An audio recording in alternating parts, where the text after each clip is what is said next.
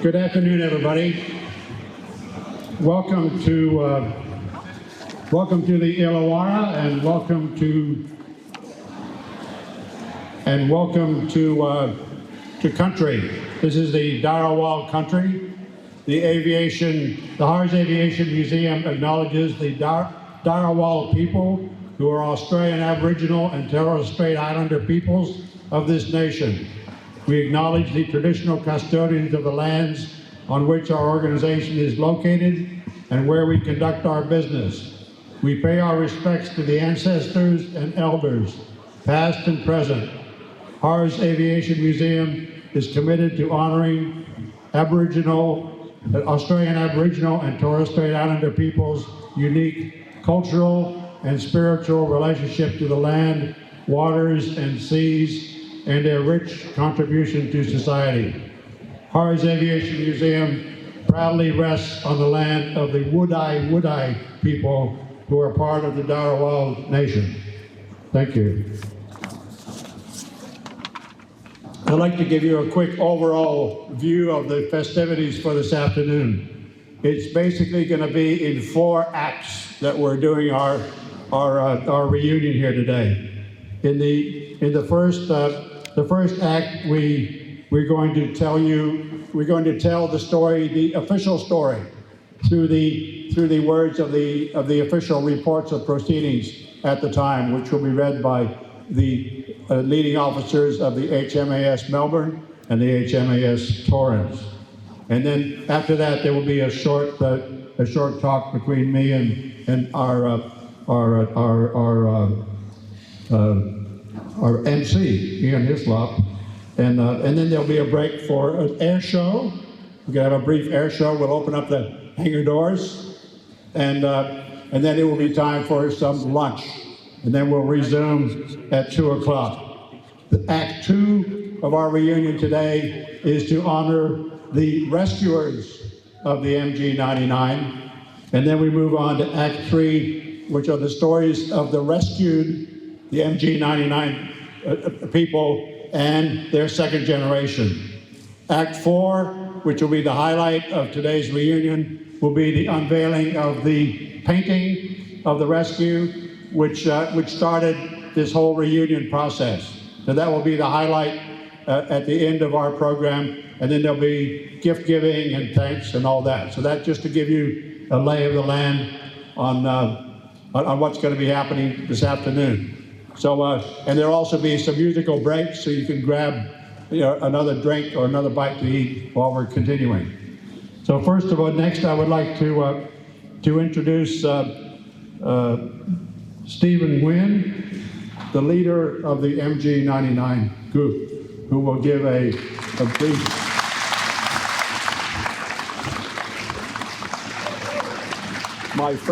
My new friend, Stephen.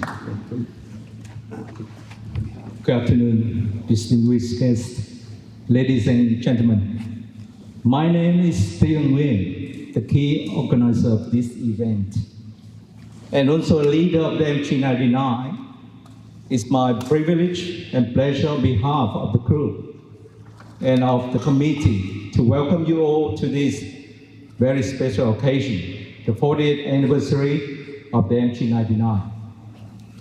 Today is an honor for us to warmly welcome a number of distinguished guests, we would like to acknowledge the presence of Commodore Don Vicente, Commander Royal Australian Fleet Air Arm, President and Chief Pilot of HARS, Mr. Bob Delahanty, the Honorable Federal Member for Whitlam, Mr. Stephen Johns, Commodore Mike Raymond, former Commanding Officer of HMS Torrance, Captain James Morris, former Executive Officer of HMS Melbourne, Commander John Ingram, former Supply Officer of HMS Melbourne, President of the Vietnamese community in New South Wales, Mr. Paul Huy Nguyen, Mr. Hung Lee, representative of the Vietnamese Museum, Australia,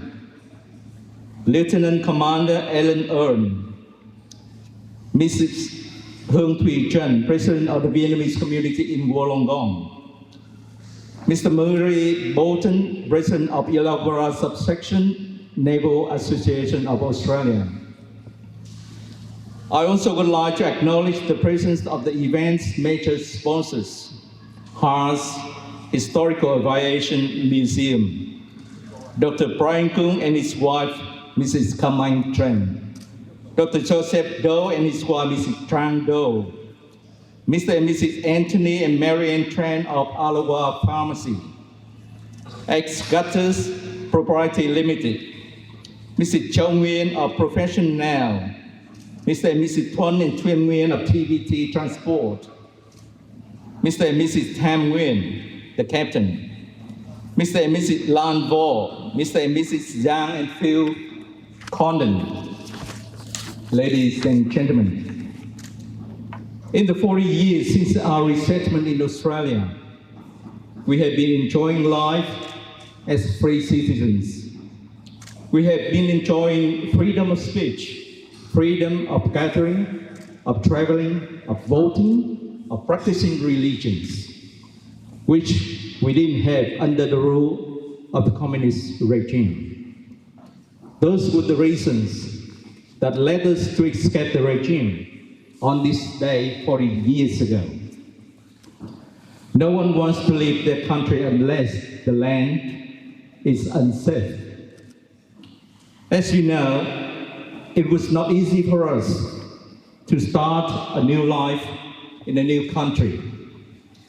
We had to encounter so many hurdles, the barriers of language, of new culture, of employment, and of homesickness. They were the big challenges to many members and their families, but we had tried to overcome all of this in order to become Aussies and to become good citizens who can contribute back to the country.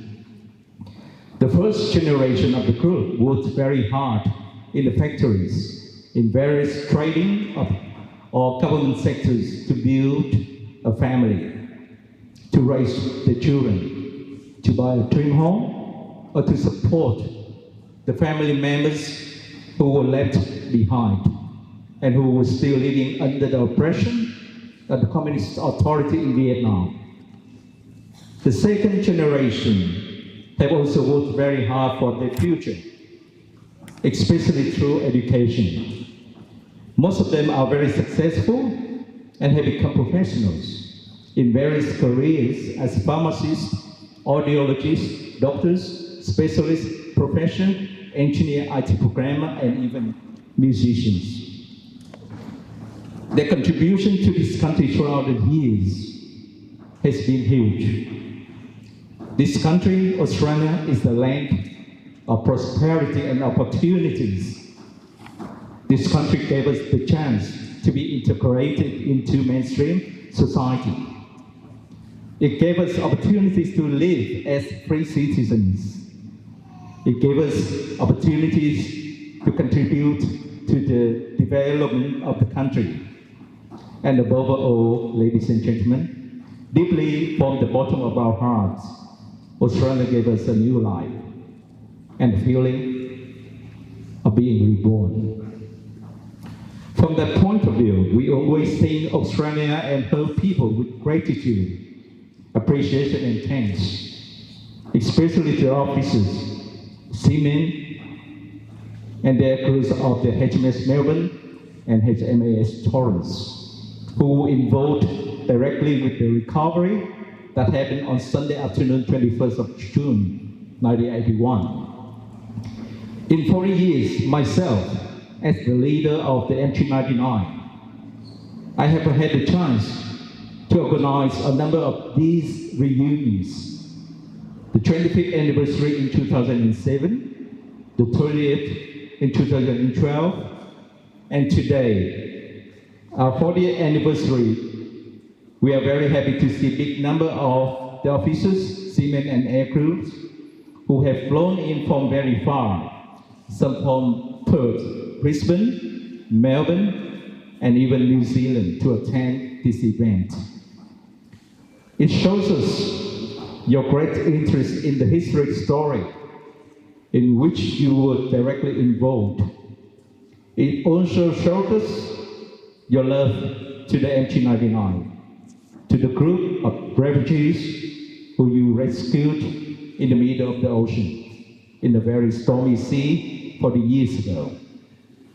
Without the compassion of the Navy fleet on that day, our lives could have ended in a different way, in a different story. So to the Australian Navy in general, and to the officers, seamen and air crews of the HMS Melbourne and HMS Torrens in particular, without you on that day, without your compassion, without your professionalism, and without your bravery, we all would have died. Gentlemen, we owe you our lives. Ladies and gentlemen, I would like to take this opportunity to, on behalf of the organizing committee, once again, to thank you very much for joining us today in this very emotional and very meaningful celebration. Last but not least, ladies and gentlemen, from an article I have read recently in an interview, Commodore Mike Hudson, captain of the HMS Melbourne at the time of the rescue, said, "Sending men, women, and children to a watery grave is absolutely abhorrent.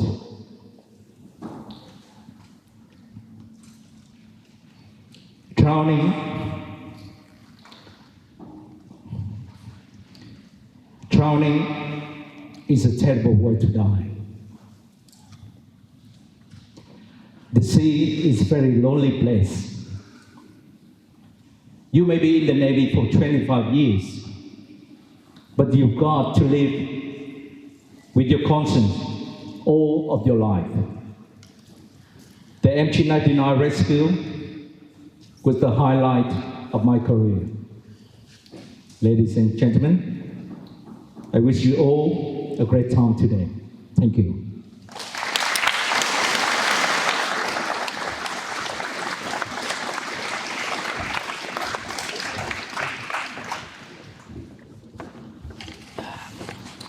I would like to say a few words in Vietnamese to other Vietnamese members who present here today. Kính thưa ông Hồ Huy Nguyễn, Chủ tịch Cộng đồng, Người Việt tự do New South Wales và quý vị trong ban chấp hành cộng đồng. Kính thưa bà Trần Hương Thủy, Chủ tịch Cộng đồng Người Việt tự do vùng Wollongong, cùng phu quân và quý vị trong ban chấp hành cộng đồng.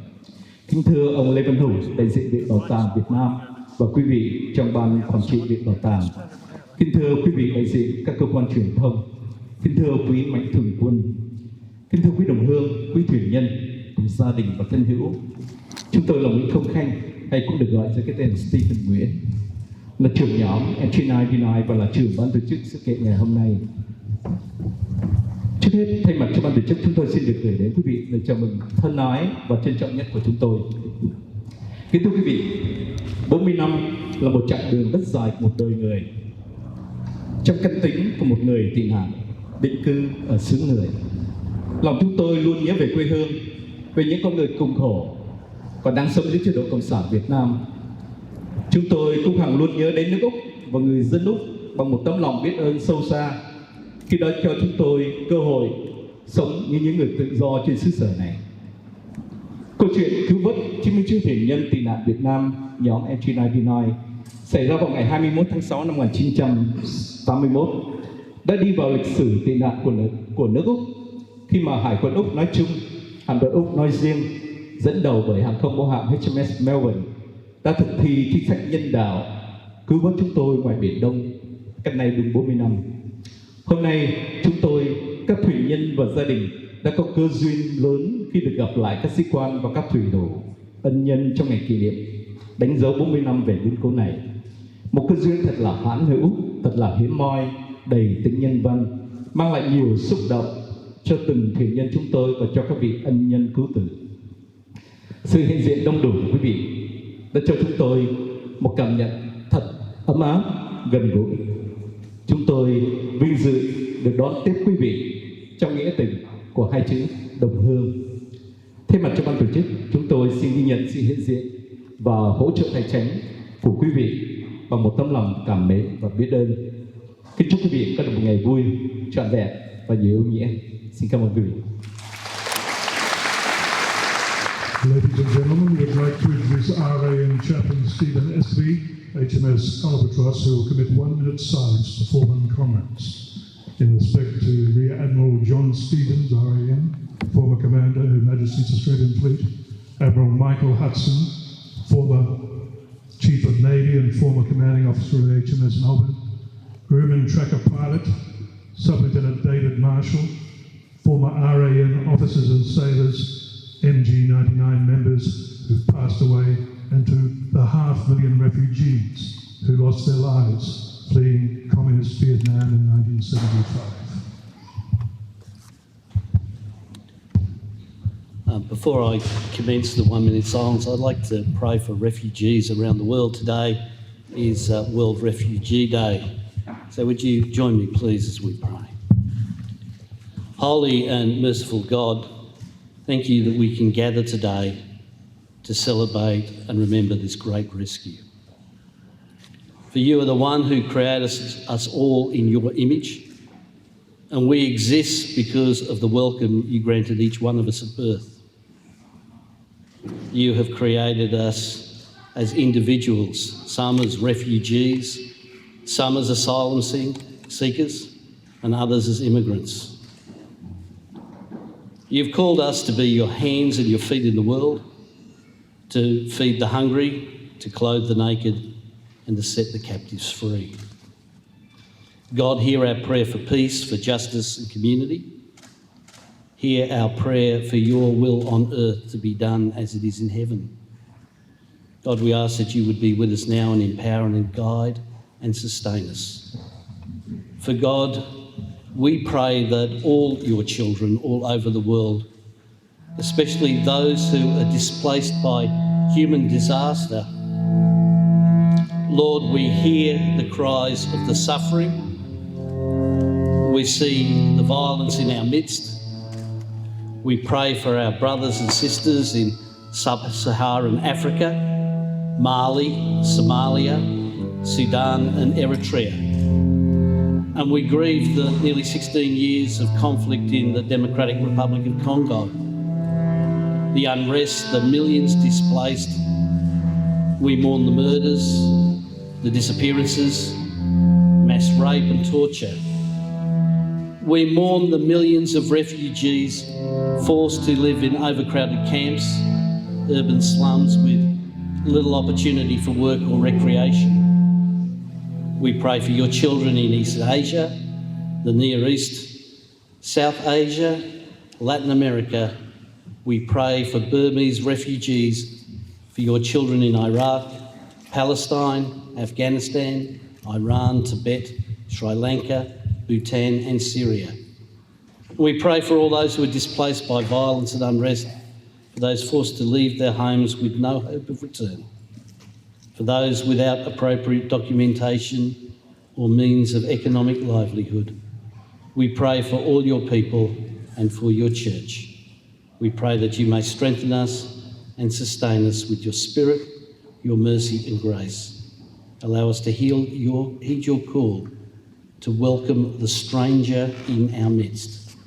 Open our minds that we learn and we are challenged by difference, and open our hearts that we might act in compassionate service towards others. And we pray this in the name of Jesus. Amen. And now I'll call for a minute's silence while we listen to Vivello as it plays some soft music during that silence.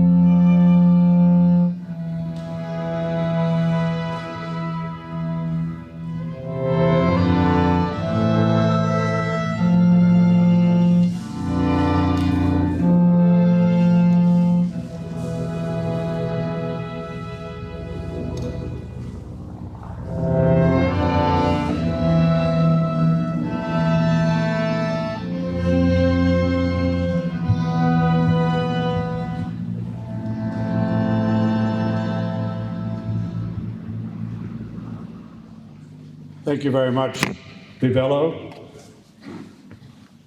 The pride of the second generation. You'll be hearing more about them later.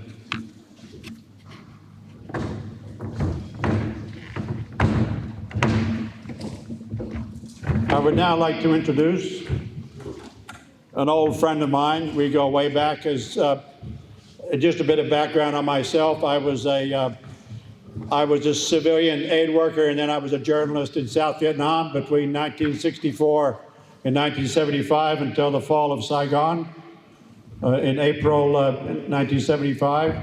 And then I moved to Australia 2 years after that and made this my home along with my wife, Kim Young, and our children.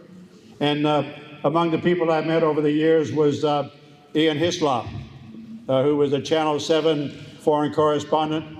And we reconnected, we'll talk about it, but we reconnected just recently.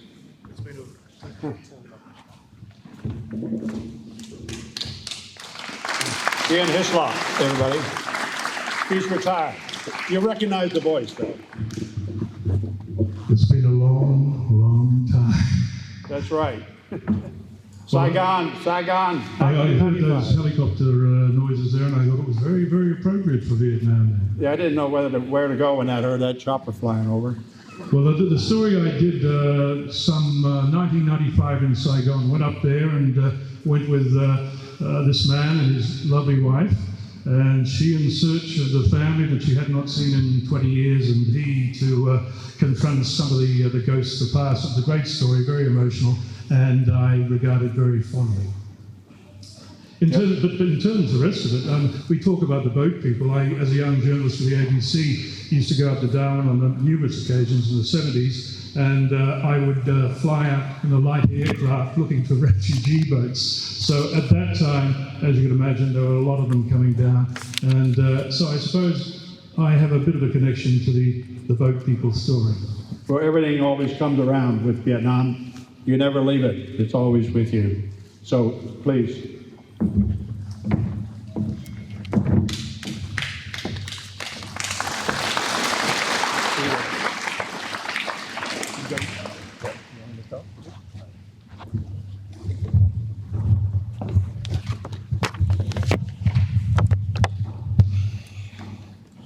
Well, good afternoon, everyone.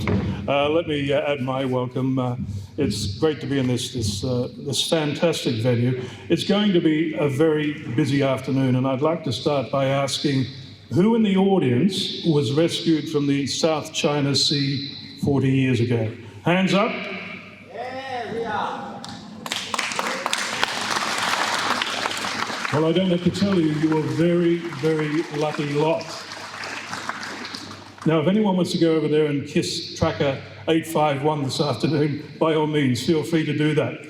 The other thing is, who rescued this lot 40 years ago? Hands up.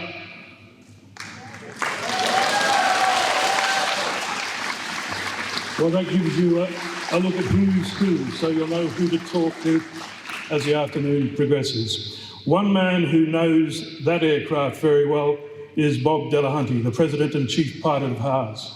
Bob, would you like to come up and make a welcome?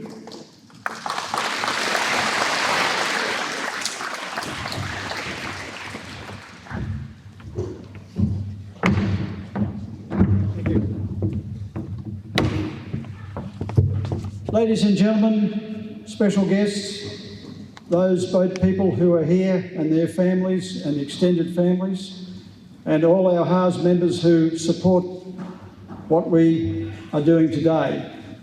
It's a great honour for us to have effectively stumbled across this history.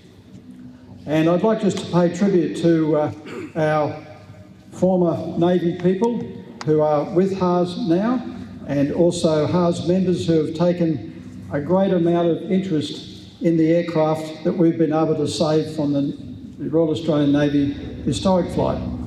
The Tracker 851, of course, were to Qantas, and it was fortunately recovered from Qantas. And Brian Kelly, who's somewhere here at the moment with his team, have put a huge effort at the back to restore 851. So we honour Brian's effort to make that history possible. We also recognise the Wessex, although it's not the one that was involved in your rescue, it is very close to that one and the people involved, and one day we may be able to recognise the actual aircraft.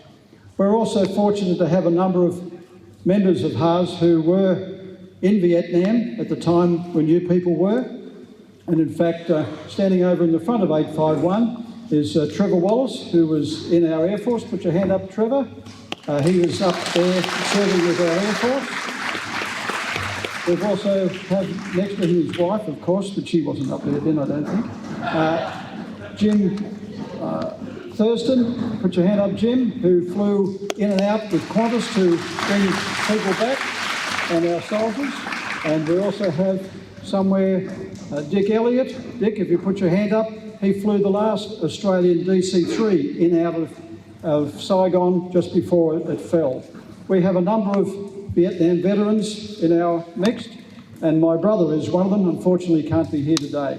But on behalf of all of us, we welcome you all to our Aviation Museum. We're a whole bunch of mad, passionate volunteers that are determined to save our history, and that includes the history of you Vietnamese folk.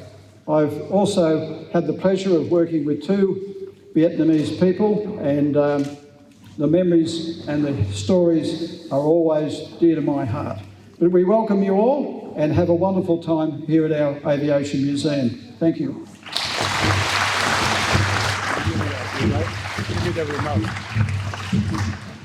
Thanks, Bob. You've done a fantastic job here.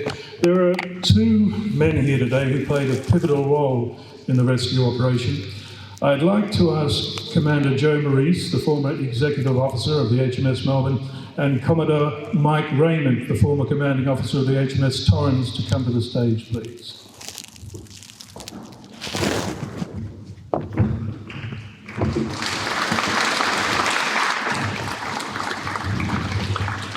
Gentlemen, I'll take you back to June 21st, 1981, to a stormy South China Sea. You both wrote reports on the incident. Give us an extract of what you observed. Joe, you first. Thank you. Good afternoon. Is that working? It is. Not actually my report, my captain's report, Commodore Hudson.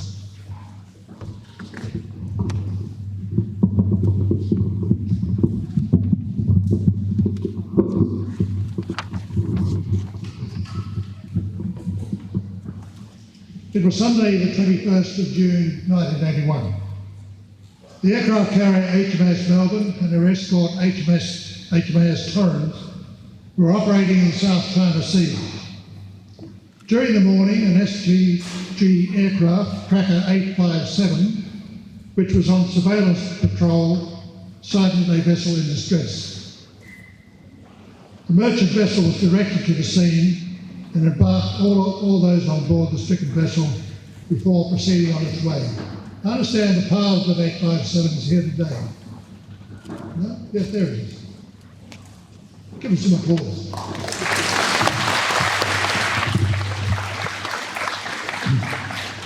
HMAS Melbourne's report of proceedings for the month of June 1981 takes up the story. Later in the afternoon of the same day, another S2G returning from surveillance patrol, Tracker 851, sighted a second crowded vessel indicating distress some 6 miles from Melbourne. As Melbourne was turning into wind to recover aircraft prior to sunset, Torrens was dispatched to investigate and render assistance. Melbourne's medical officer, Surgeon Commander J.M. Anderson, RAN, who you'll hear from later, was transferred to Torrens by helicopter. Torrens reported the boat to be unseaworthy and crowded with Vietnamese refugees who had very little food or water. Melbourne arrived on the scene after dark, and a combined effort by boats from both ships transferred 99 refugees to Melbourne. After they had embarked, the refugees were medically examined, provided with clothing, bedding and food, and accommodated on the forecastle. You're next after Ray. Other than suffering from dehydration, some dysentery, and extreme seasickness, they were all in reasonable health. Their vessel, which was unseaworthy and a danger to navigation as a derelict, was destroyed by Torrens' demolition team. Overall, the organisation for the recovery of the refugees worked very well. Thank you.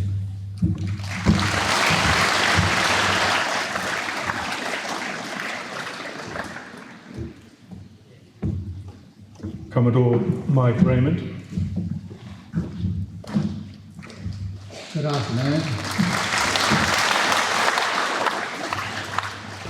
Perhaps I should explain what the report of proceedings is.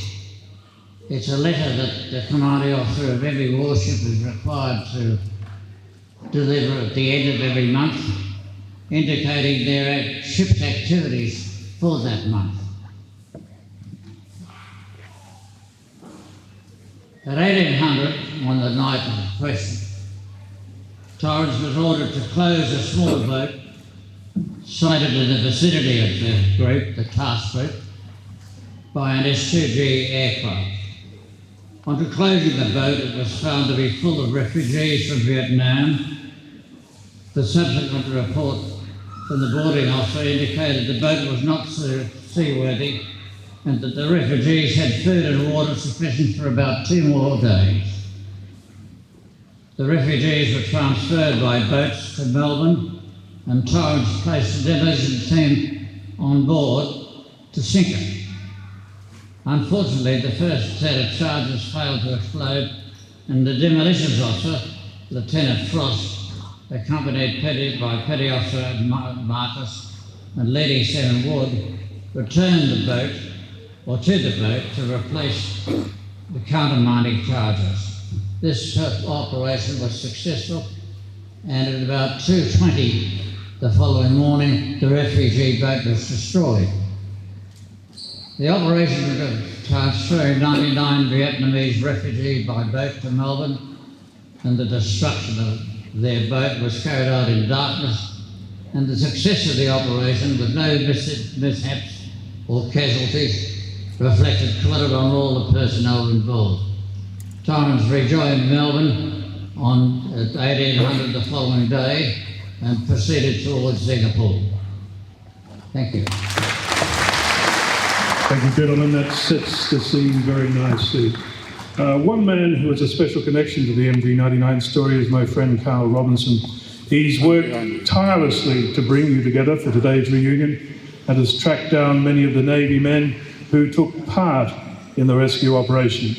I'll let him tell you all about it. Carl? Thank you very much, Ian. As I said earlier, Vietnam never leaves you.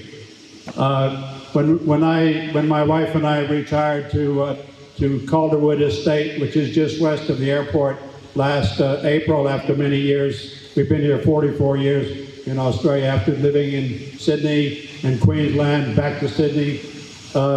I was invited to join the Haas Aviation Museum. I've always been an aircraft enthusiast. So I joined last July when it reopened after the COVID.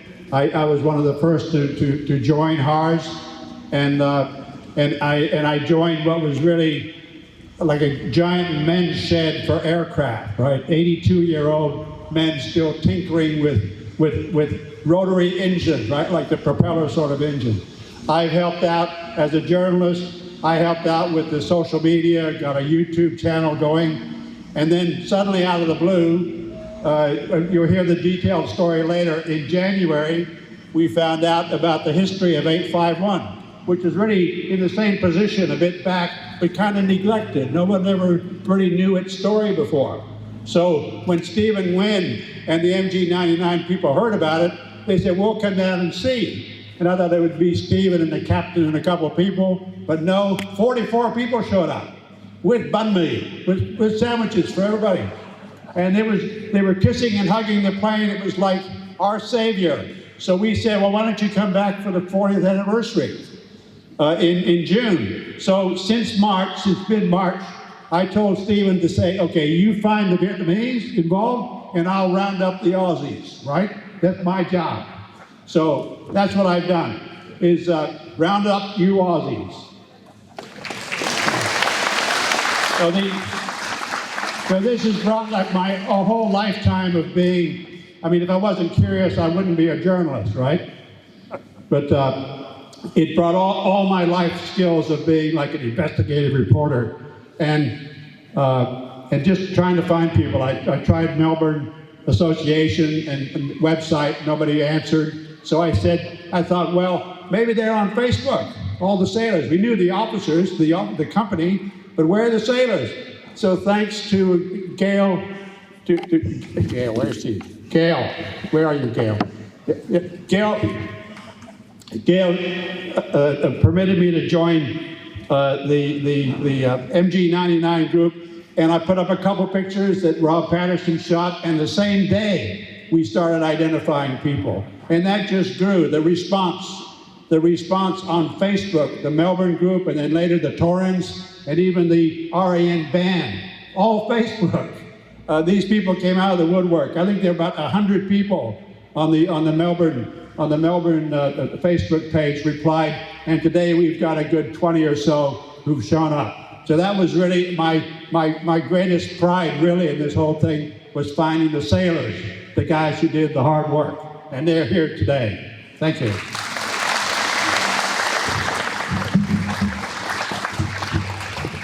Jesus, a crowded stage. Don't fall off, for God's sake. Thanks, Carl. Great work. Well, now it's time for a short break. You can walk outside of Hangar 1 and watch a Grumman tracker aircraft, much like that one, identical to the 851, actually. That was involved in the rescue. An Iroquois helicopter will also be on show together with a retired Wessex helicopter. You can see that, a sister of Pedro 815. Pete Cannell will provide commentary, and lunch, don't forget lunch, will also be served in the back, or just to the side of Hangar 1 here, to the accompaniment of the Royal Navy Band. They'll be playing some of the iconic rock music of the wartime period. Enjoy it, it's going to be bloody loud. Okay. Kính thưa quý vị, sau đây là chúng ta sẽ tới cái chương trình. Mọi người sẽ bước ra khỏi cái phi đạn này để theo dõi một cái chương trình air show nhé. Rồi sau đó thì chúng ta lấy phần ăn của mình ở catering section. Rồi chúng ta quay trở lại cái vị trí này nhé. Xin kính mời quý vị.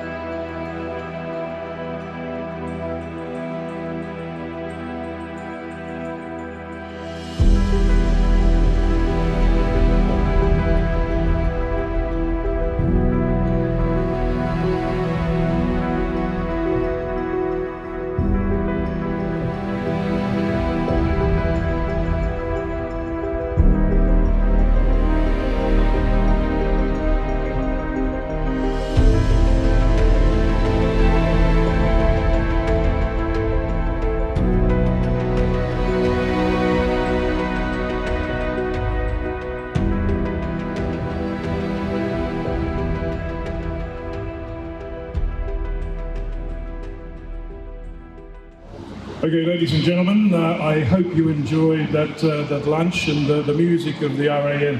They really are some of the best musicians in Australia. Also, you saw the tracker salute to the memory, and I got to tell you, we thought it was going to rain, so it was good that we saw it in clear weather. It was after the fall of Saigon in 1975 that refugees started to flee Vietnam. Carl was there and saw the misery and the desperation firsthand. I'll hand you over, Carl.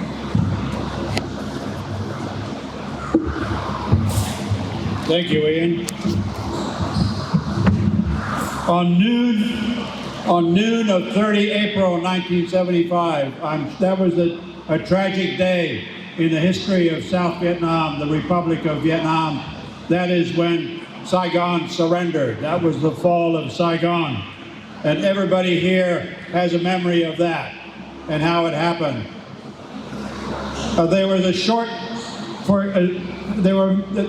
for many Southerners, there was a hope that finally peace was back after 30 years of war. But it was soon very evident that the communists had much stricter things in mind. They began sending anyone associated with the former South Vietnamese regime to re-education camps. They privatized schools. They closed down privately run businesses, and they collectivized agriculture. And then the great exodus began out of South Vietnam. the expression boat people became well known. And Australia was one of the first to receive the boat people. In April 1976 was Australia's very first boat to arrive in Darwin.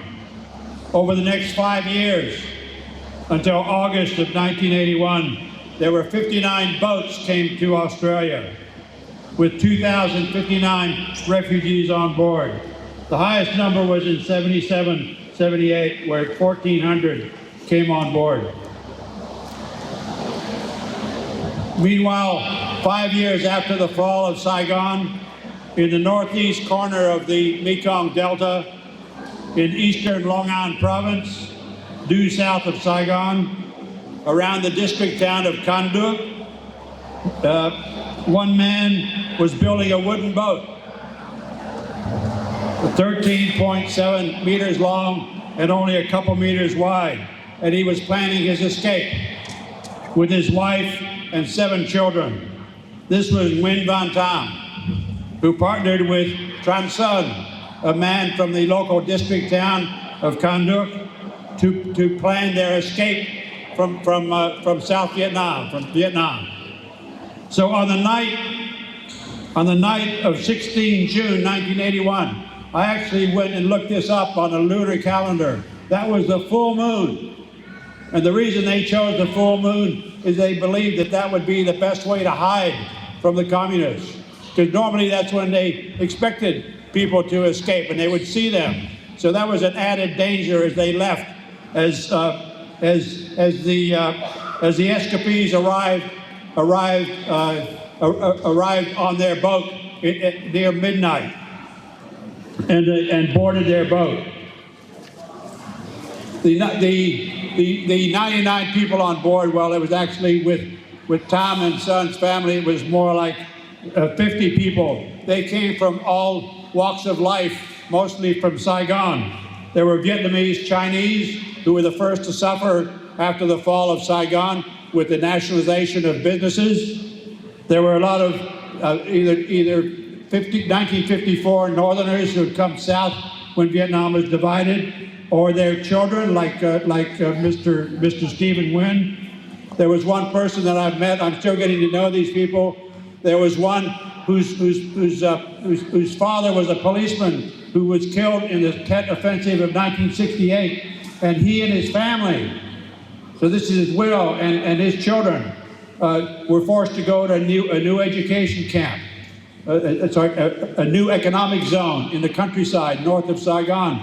They escaped from that and came back to Saigon, and he came out, and he came out on that boat. So there were a lot of. They were all desperate to leave. There were a lot of single men. There were a lot of young men who were wards of the state when they arrived here, or under 18. So in a boat designed for 30 people, the boat that Captain Tom designed was for 30 people. Only it was swamped in the end with 3 times that number. It was never designed to carry that number of people. The journey south began in the middle of the night.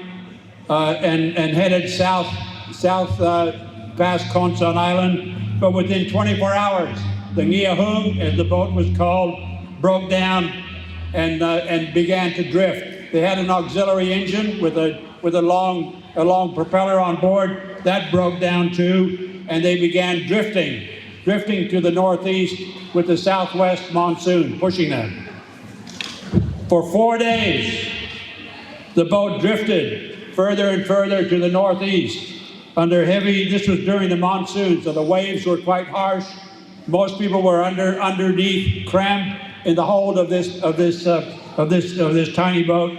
They ran out of water. They didn't have any food left. They passed 2 boats passed by. We didn't see their flares. Captain Tom had 3 flares. He saved one, and on late in the afternoon of Sunday, the 21st. Of June 1981, Tracker 851 was on its last patrol of the day off of the HMAS Melbourne and saw a flame and a flare off in the distance and spotted the vessel in distress and came back in to land and set off the alarm. the alarm to rescue those 99 people. So now it's my great pride to introduce Captain Nguyen Van Tam and his daughter-in-law, Thuyen.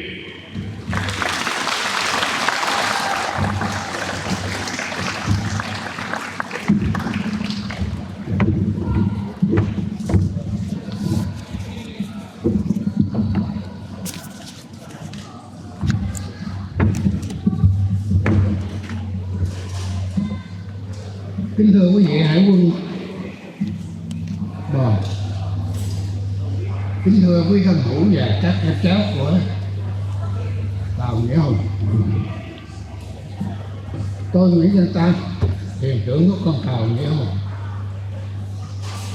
Hôm nay nhân kỷ niệm 40 năm ngày mà 99 thuyền nhân tàu chúng tôi được hải quân Úc cứu vớt vào chiều Chủ nhật ngày 21 tháng 6 năm 1981. Tôi xin thay mặt các thuyền nhân và gia đình họ để nói lên tấm lòng biết ơn của chúng tôi đối với nước Úc, người dân Úc và đặc biệt là hải quân Úc. Ơn cứu tử của quý ân nhân và sự cưu mang của nước Úc trong 40 năm qua thật không cân nào cân cho đủ, mà cũng không có thước nào đo cho bằng.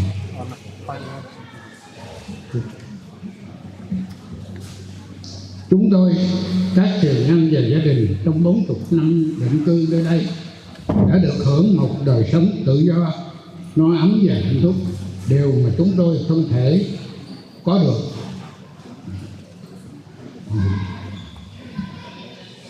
Tôi tin rằng trong 40 năm qua, các thành viên của tàu Nghĩa Hùng đã và đang có những đóng góp tích cực trong vai trò là những công dân tốt của xứ sở này, để phần nào đáp trả lại lòng nhân đạo, sự bao dung mà chính phủ và người dân Úc đã dành cho chúng tôi.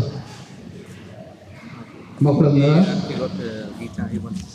tôi xin thay mặt các thuyền nhân tàu Nghĩa Hùng cảm ơn sự hiện diện của tất cả quý vị. Kính chúc quý vị và gia đình một ngày vui thật nhiều ý nghĩa. Xin chào tất cả.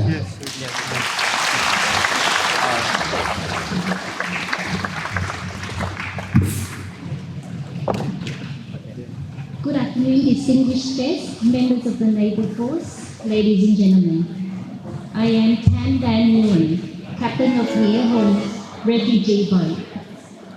Today marks our 40th anniversary, the day when 99 lives on our boat were rescued by the Australian Navy fleet on the afternoon of Sunday, June 21st, 1981. I would like to express my gratitude on behalf of MG99 and their families to this country, Australia, her people, and especially the Navy force who were involved directly to the recovery. We were rescued by you, and thanks to your humanitarian efforts, we have been living for 40 years as free citizens in this country. You have given us a passage of a new life, freedom and happiness for generations more. Our appreciation is beyond measure. I do believe that over the past 40 years, the members of the MG99 have been making active contributions to this country, in partly response to the compassion and immense kindness of the Australian government and her people. Ladies and gentlemen, once again on behalf of the MG99 group, I would like to thank all of you for your time and presence at this memorable event. We wish you all the best to you and your families. Thank you.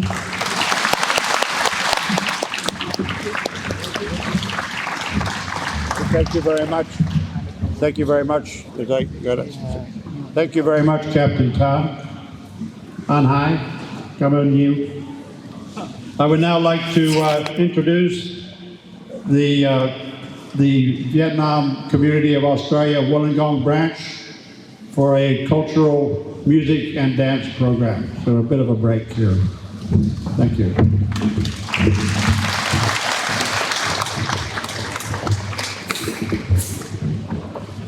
Stephen Khanh Nguyen, rescuer MG99, Mr. Paul Huy Nguyen, ladies and gentlemen, members of the Vietnamese communities in Wollongong are very thankful to be here today and to take part in the special reunion of the MG99 group. The Vietnamese communities in Wollongong was established in 1978 as a result of the wave of both people, refugees, who fled Vietnamese communist regime in search of freedom and democracy. Most of our members here from Wollongong escaped Vietnam by boat and was rescued, taken to Singapore refugee camp and other refugee camp in the Southeast Asia. Each and every one of us has a very unique story to tell, some tragic, not always happy, about our journey from Vietnam to Australia and how we escaped from the communist regime to be settled in Australia.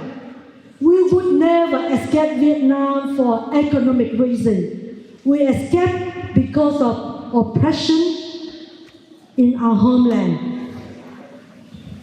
We are forever grateful to be settled in Australia and call Wollongong our home. We have been making positive contributions to Australia, raising thousands of dollars for charity cause. We've given a hand whenever needed to flood victims, to bushfire, and to the farmer drought recently. We are proud of our background and are equally proud to become Australian citizens. And we will continue to make positive contribution to this country, and we are now come home. Vietnamese communities in Wollongong, although small in size, but we are large in spirit. For today's performance, we will present a dance traditional and a song together, and we hope that you enjoy our performance today. Thank you very much.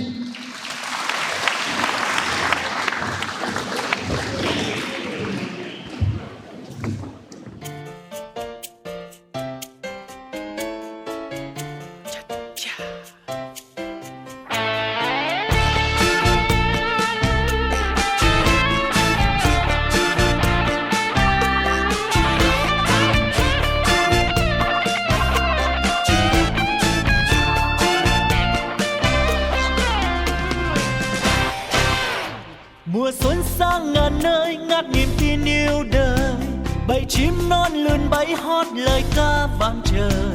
Đàn bé hé môi cười ngọt ngào tình thương áo xanh vàng, chào đón Chúa xuân huy hoàng. Thành đô như miền quê ước mùa xuân thanh bình, người nông phu mừng xuân nhấp cạn ly thắm tình.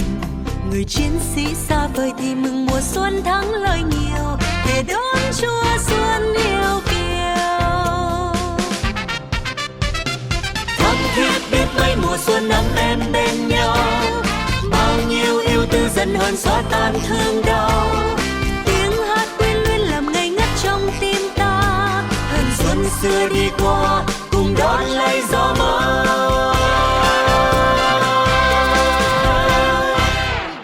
Tình nhân ước mùa xuân chúc người yêu đẹp hoài, người thương gia mừng xuân chúc đầu năm phát tài. Hạnh phúc khắp muôn nhà cùng hòa lời ca chúc xuân này, đẹp ý non sông an hòa.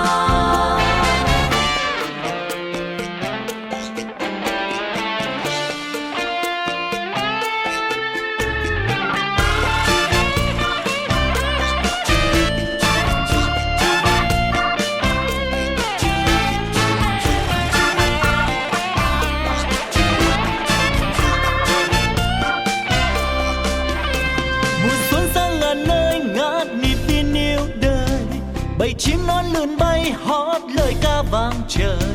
Đàn bé hé môi cười ngọt ngào tình thương áo xanh vàng, chào đón Chúa xuân huy hoàng. Thành đô như miền quê ước mùa xuân thanh bình, người nông phu mừng xuân nhấp cạn ly thắm tình.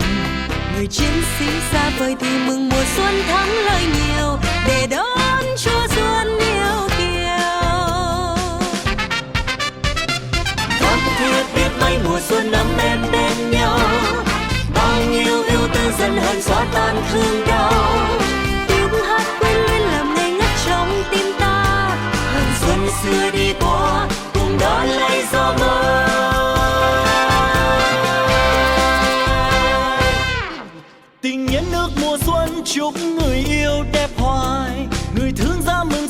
chúc đầu năm phát tài.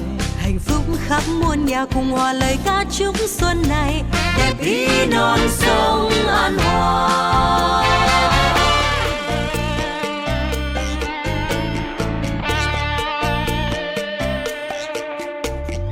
Vâng thiết biết mấy mùa xuân ấm êm bên nhau, bao nhiêu yêu tư dần hờn xóa tan thương đau. Tiếng hát quyến luyến làm ngây ngất trong tim ta, hờn xuân xưa đi qua cùng đón lấy gió mới. Tình nhân ước mùa xuân chúc người yêu đẹp hoài, Người thương gia mừng xuân chúc đầu năm phát tài. hạnh phúc khắp muôn nhà cùng hòa lời ca chúc xuân này đẹp ý non sông an hòa.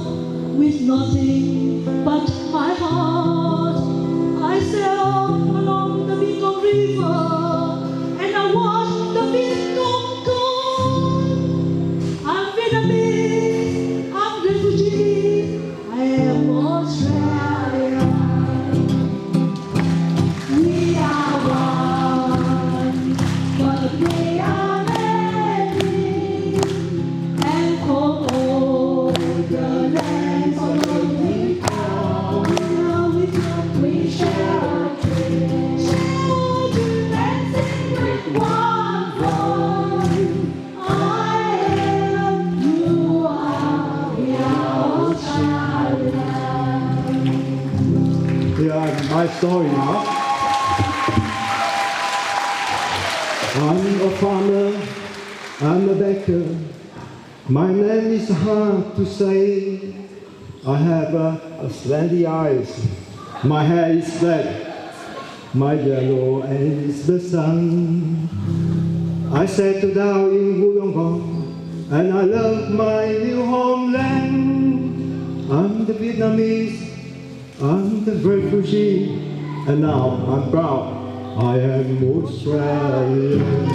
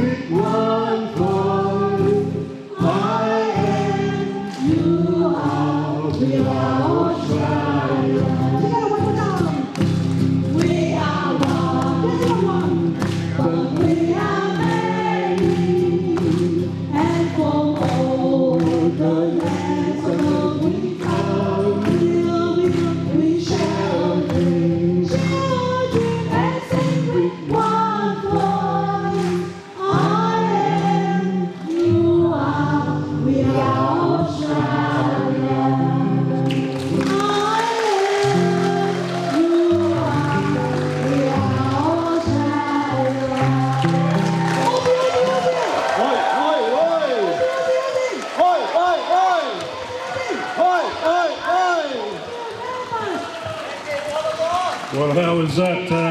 A proud bunch of Aussies. Good on you. That was fantastic. One more. Come on, give them a bit more. And they actually did it on this small stage, which is very surprising. Folks, we would just like to acknowledge Captain George Heron, former commander of Air HMS Melbourne. George, if you're here. George. There we are. Good on you, George. Ladies and gentlemen, you've heard all about the refugees' dramatic escape from Vietnam. Now we'll tell you how the rescue was executed with an extract from the RAN 816 Squadron diary on how the boat was found. Carl? Good afternoon again. That was really touching. I'm Australian too, everybody. Thank you. Thank you, Wollongong. Wollongong's my new home. I will read an extract from the 816 Squadron RAN report of proceedings on the background of how the Vietnamese boat was found. On Sunday, 21 June 81, 857, flown by Captain Andrew Whitaker. Andrew Whitaker, please, over here. Was on a survey photographic mission and sighted a refugee vessel at 0640. The contact was a derelict wooden-hulled vessel 50 feet long in position 0932N 11039 east and appeared to have 6 to 10 persons on board with distress signals displayed. Merchant shipping was alerted, and at 14:30 hours, the vessel with no occupants was sighted by a survey photographic aircraft just before sunset. And now, 851, crewed by Sub-Lieutenant Marshall, Lieutenant Langlands, and LAACM Casey, George Casey, sighted another refugee vessel only 10 nautical miles from the ship again. Persons appearing in distress were reported on board. Pedro was launched to clarify the situation. Between the hours of 1930 and 2130, GH, HMAS Melbourne, and HMAS Torrance embarked a total of 99 refugees, 33 males, 37 females, 22 male children, and 7 female children. The refugees' general state was good, but suffering from dehydration and seasickness. Regrettably, Sub-Lieutenant Marshall, RAN, is now deceased, and Commander Steve Langlands, RAN retired, is indisposed. However, former Petty Officer George Casey is present, and now our MC, Ian Hislop, will have a few words with George Casey. Please welcome George. All the way from Karratha in WA. Well, exactly, that's what I was thinking. We hope he gets home. Well, he did come all the way from Karratha in WA, so I think that's worth a bit of an applause. A long way to come. And George, if you just look at that 851 over there, you were sitting in that aircraft 40 years ago, and you spotted this lot out here. How did that? What was your feeling at that point? Well, at that particular time, I was in the back seat, left-hand side, the small little window there. I operate the radar, and we make the contact. I give the information to Steve up the front, who then tells Dave what to do with the aircraft as such. We come across the boat. Steve said he'd seen the flare. I don't get to see much out the back of the aircraft, but as we descend, I look through over the shoulders, and you can see the vessel. You can see the black smoke in the rough waters, and then we went recovered back at the ship. And of course, this was your last mission of the day, so they were incredibly lucky to be found. One would think so. I'm sure they're quite grateful about that too. But when you think about that, how vivid was that image when you looked out and saw the boat down there? Did it look like it was in imminent threat of sinking? They definitely looked like they were in a bit of strife, and help was definitely needed, and a great effort by everybody here in the Royal Australian Navy to do such a fantastic recovery with no further injury to anybody during the recovery. Was pretty good. George, what's it like sitting or standing and looking out at this lot here? Any emotions when you think that you're probably responsible for saving 2 generations of folk? No, I just hope no one played guitar or some fans to do some singing and dancing. They were fantastic, weren't they? They were. And they were Australians, very, very much Australians. Yes. Okay, thanks, George. Thank you for having me here. Thank you very much. I would now like to introduce Commodore Vince DiPietro, AM/CSC, RAN, retired, who winched the doctor to the deck of HMAS Torrens and then held his helicopter over the vessel, over the Niahum, for a period before recovering to HMAS Melbourne. Please welcome Vince DiPietro, the pilot of Pedro 15. G'day, Vince. Oh, Jesus. G'day, Ian. Now we look at that aircraft over there. You've been around that for a while. Yeah, I was lucky enough to fly the Wessex for many years, as indeed some folks in the room were. Peter Girls around here somewhere. We all learned to love it and hate it. I got 1,200 hours in that machine over the time that I flew it. Tell us when you were called into the rescue mission. It was late in the day on Sunday, the 21st of June, as already been stated. Our job on the ship was to take the aircraft off and literally just hover next to the ship while every takeoff and landing was happening to fix the aircraft in case someone came to grief and had to go for a swim. Fortunately, that didn't happen very often, but on that night, we saw 851 recover to the deck, and I came back in on the 6th spot, and in fact, there's a person here in the room. Savvy, where are you? Savvy probably tied us down to the deck when we landed back on, and we were asked to wait while the doctor, Commander Anderson, who's coming up shortly, to get in the back of the aeroplane, of the helicopter. We then flew from the Melbourne to the Torrens, where we did a transfer to put the doctor on board Torrens for two reasons. Torrens was a little bit closer to the refugee boat, and secondly, the Torrens was more easily and better equipped to get boats in the water quickly to the stricken vessel. Having put Commander Anderson on the deck of Torrens, myself and my crew, which was leading seaman Ray Cully, and able seaman, the late able seaman Mitch Douglas, then flew over to the refugee boat, and we approached the ship very carefully, the boat very carefully. The first thing that was obvious was a fire on the deckhead in a small container, and as we got closer, there was a young man on the roof of the vessel, clutching his tummy, indicating to us that they were hungry and in some distress, and rolling on the roof of the ship. I've met him tonight for the first time in 40 years. Son, where are you? Son Pram? There he is. Well done, Son. Mate, Vince, how close to sinking do you think that boat was? Not too far at all. It was, when we got close to the ship, it was really quite obvious that it was in a lot of trouble. It was very low in the water. When I got there, I think Commander Heron and I think it was Lieutenant Commander Kavanagh at the time asked me on the radio, how many people do you see? And at that stage, I think between the three of us, we estimated about 42. And at that point, we were running out of daylight to get back to the ship. And the rest we know is history. There was no conditions weren't flashy, stormy? No, it was an overcast day, not a lot different to this, but the sea was quite wild. And it wasn't as wild as I've seen it, but on that boat, in those conditions, and that much freeboard, which was almost nothing, and with the number of people who were literally hanging over the edges of that ship, it was really quite obvious that it wasn't going to be floating for much longer. So again, some very lucky people. Fantastic, and it's just so wonderful to see you all here today. Okay. Yeah, thanks, Vince. Fantastic.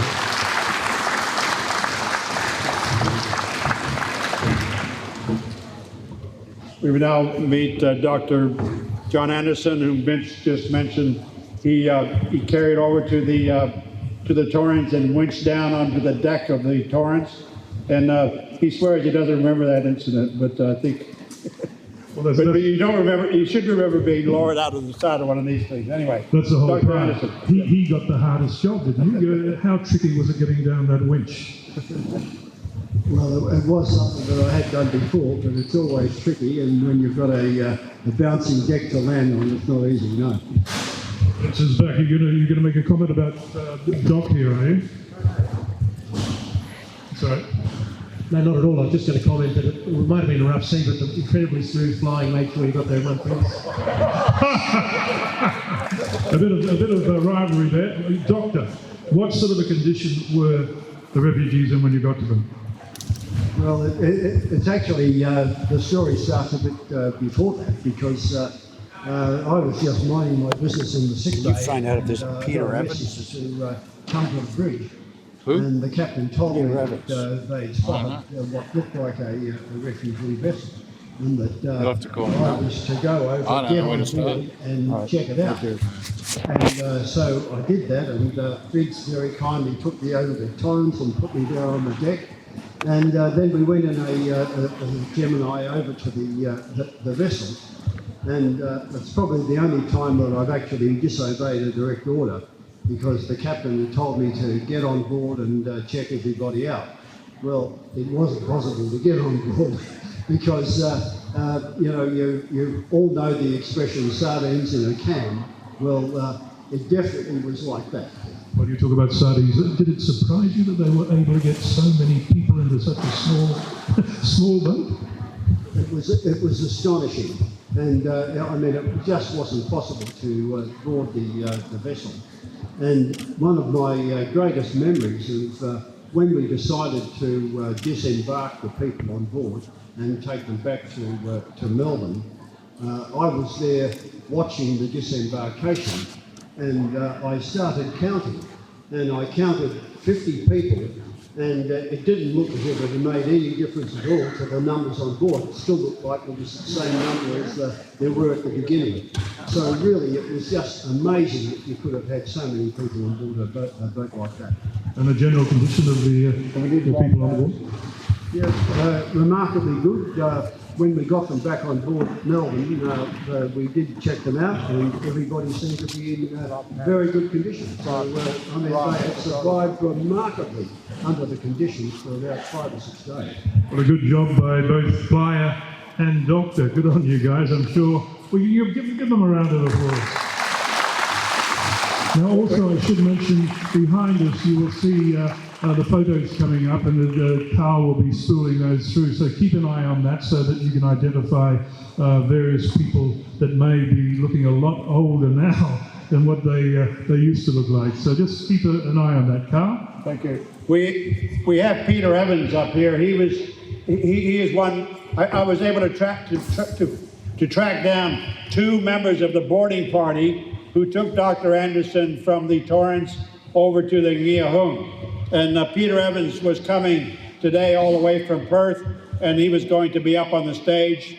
But Peter, unless you're hiding somewhere, Peter, please come up here. Come up here, Peter. Please. We want to go till 6 o'clock tonight. Now we've had 2 guests here today, two Royal Australian Navy veterans who've come all the way from WA for this occasion, and Peter Evans is the second one. So please, a round of applause as he makes his way up.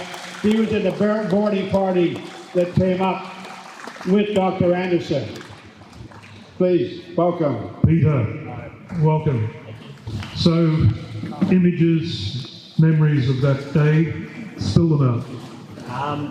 We didn't get the easy ride like the short pilots did. We're in the Zodiac, and as described, it was a grey ocean, grey day. The ocean was rough, there wasn't much wind.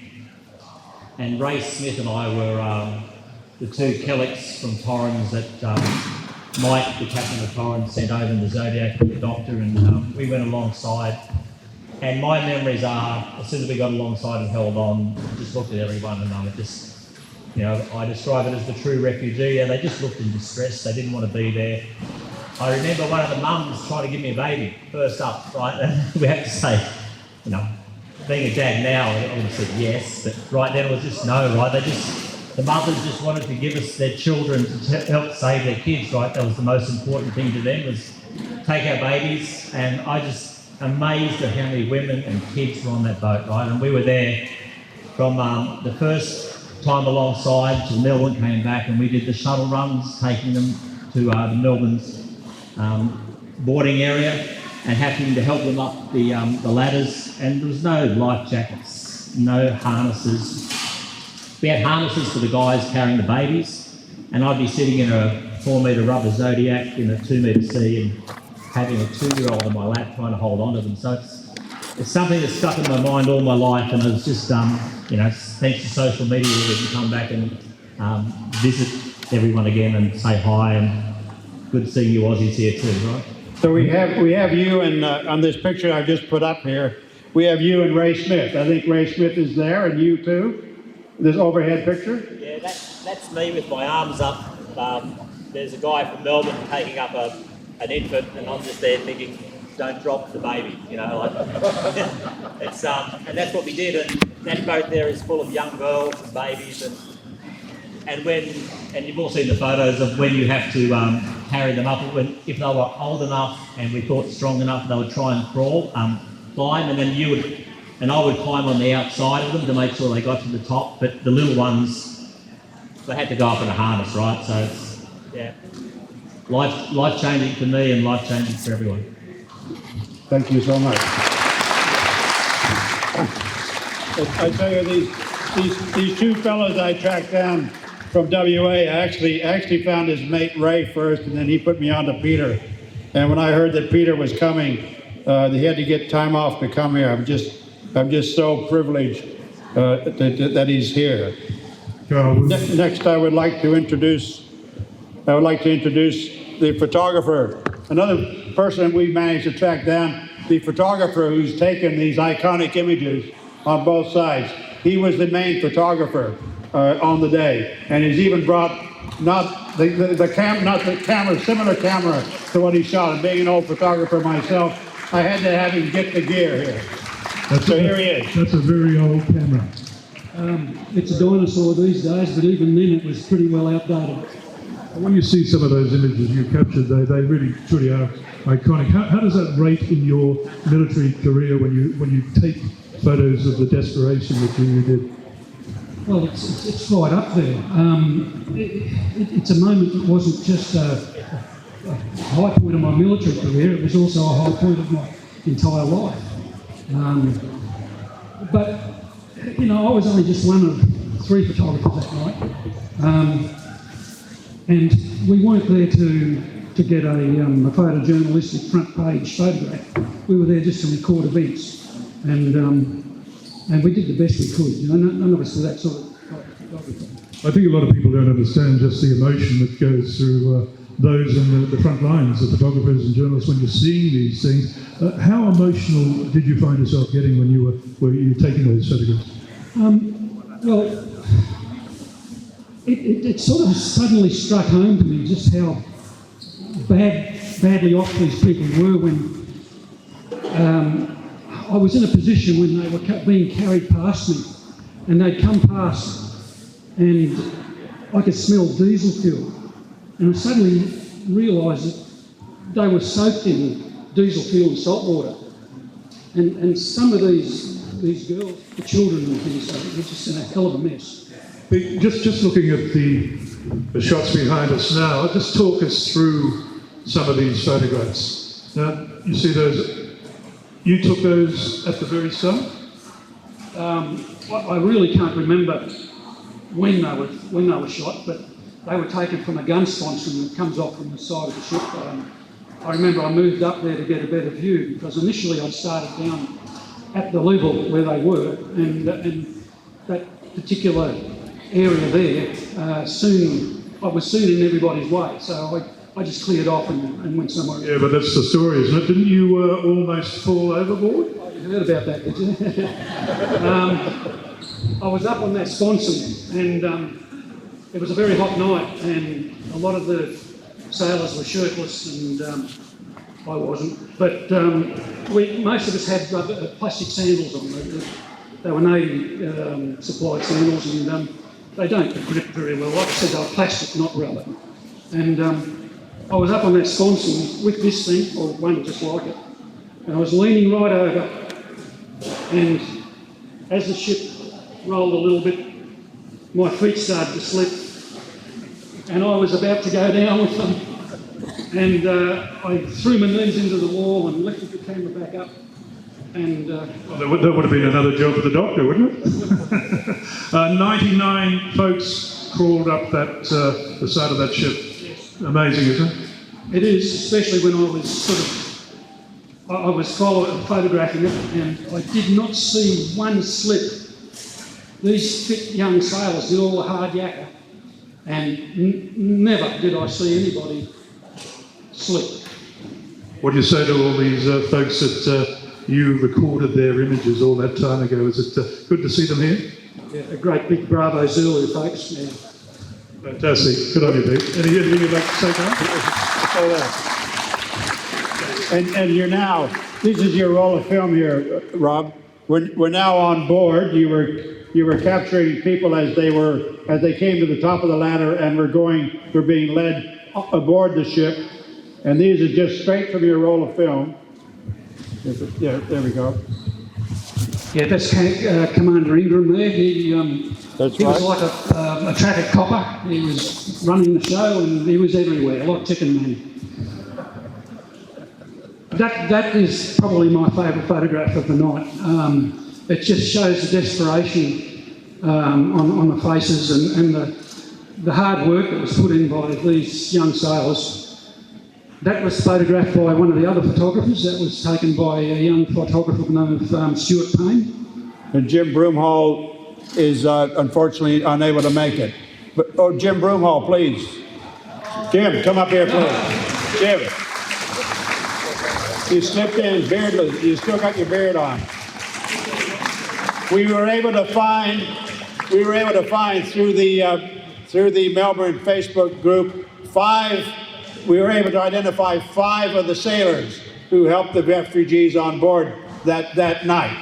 So here they are. Our first one is Jim, and then I'll keep going. Please just come on stage. Okay. I'll continue here. There's Jim Broomhall. There's John Tragoni. Hold on, I'll call the names up. Okay. Next one is John Tragoni, please. John, come up, please. John Tragoni. Tony Martin, unfortunately, is unable to come at the last minute because of the ACC's COVID restrictions. But Defense Department, he still works for them. Warwick White, unfortunately, was unable to make it as well, but they were going to all come. And then finally, Alan Darby, please, all the way from Queensland. Alan, please come up. His mates didn't know he was here, actually. Did you know that Alan had made the trip? Yeah? Where's Alan Darby? Here he comes. Okay.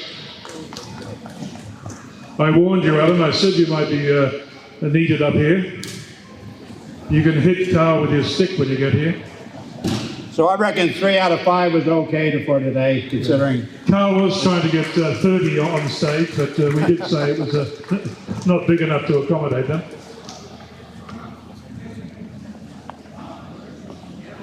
Well, I should ask you anyway, what's it like to be here? Oh, fantastic. I mean, I'm getting to meet guys I haven't seen in like 35, 40 years. John and I were both at cruise school together back in 1975 over at HMAS when he was in the class ahead of me. So it's a reunion, not just for the Vietnamese. You guys having a bit of a reunion too? Yeah, absolutely. John, when you look out and see what you guys did in the first place in saving these refugees, how does that make you feel 40 years later? Makes me feel very proud. It never really dawned on me what we'd actually done until a few weeks ago when I got a phone call. And the lady that I was carrying up till 4 or 5 weeks ago, I didn't even know her name. And I found out what her name was, and that she'd become an oncologist, and she's helping people with cancer. She's working in a hospital, and then her 2 daughters followed in her steps, and they were doing the same thing. And my wife said to me, "You know what that means?" And I said, "What?" She said, "Do you know how much that one thing you done that night, how many thousands of lives have changed because of it?" And yeah, that's just sort of, that's just... Great story, really is. And I think we've seen that all the way through the achieving Vietnamese population. They've really contributed to Australia over the years. It's fantastic. We'll talk to the Queenslander here. Now, mate, tell us your little story about being there, what you did on that day. I did pretty much the same as everybody else, I suppose. Well, yeah, I mean, that's fair enough, but it must be a proud moment when you think that, when you look at the folks out here. Yeah, I suppose it's good to come here and see everybody. A few people I haven't seen for 40 years. Catch up with the mates. Yeah, like Jim gave me my nickname. I haven't picked on him yet, so I'll pick up on that one soon. You're not suggesting there might be one or two beers that will follow this today? I've already had a couple. Good on you guys. It's great to see you here, and they thank you, we thank you. All the best. Thank you. John. Thank you very much. And just wrapping this up, trying to identify people, all the people in these photographs have either went to America or they've passed away. So I was really trying to get one of each here, right, on our reunion today. So I found on the other side, I found Sin, who's the captain's youngest son. Where's Sin? Put your hand up, please. Sin, and I found his name is Trevor Broadfoot. So we got to find him. And also another iconic image from the night was one more here. Sorry. Another one.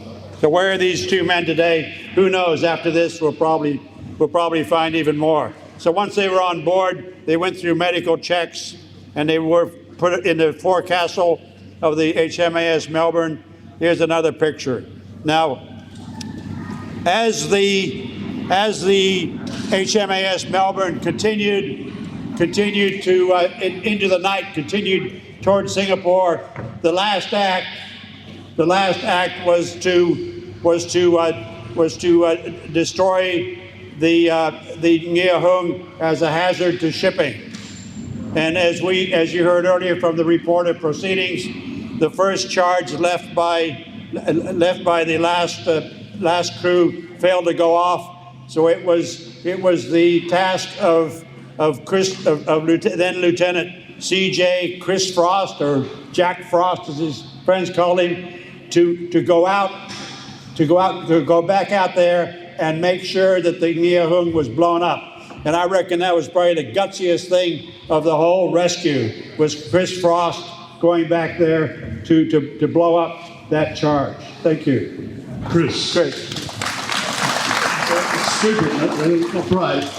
Stupid. Well, I guess the obvious question is, why would you blow it up when it was going to sink?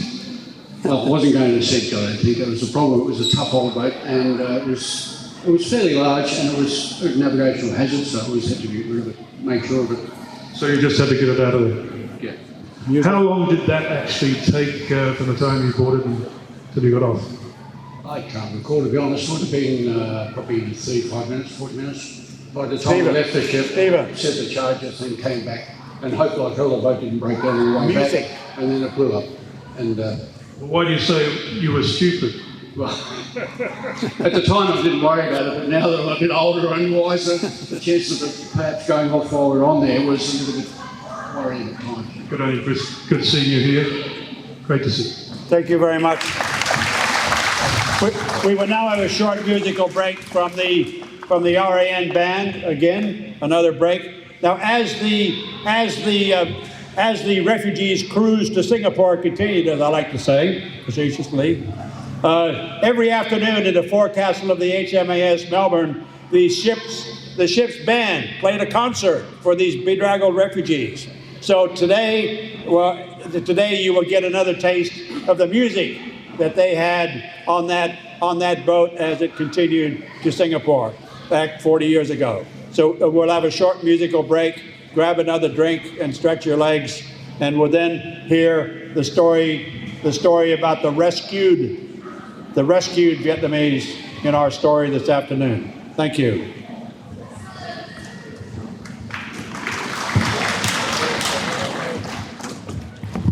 Ring the bell. We got a little bit lost in translation here. It's a bit heavy. I don't know what's in here.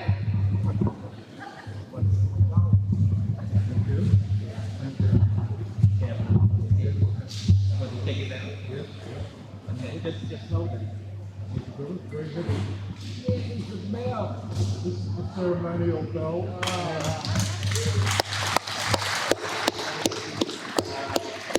Cái thân tham và một Tony Graham trong cái cử rất là đặc biệt, em nhớ đến chú và tặng lại cái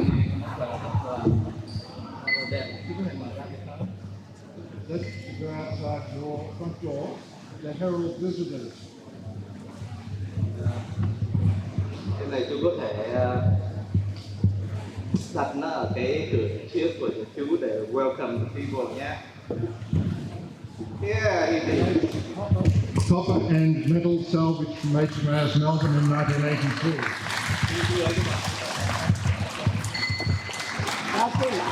That's the way to be. Làm một lần nữa chú. That's it. It's going to be a very big door knocker. Tôi cũng không gì hơn để thành thật cảm ơn ông cho rồi, và cũng tất cả cũng đều cảm ơn đoàn hải quân của tàu Na Bình. Xin thành thật cảm ơn. I'm very appreciative for what you done to. There are two original screws for Mr. Tam to hang to his front door.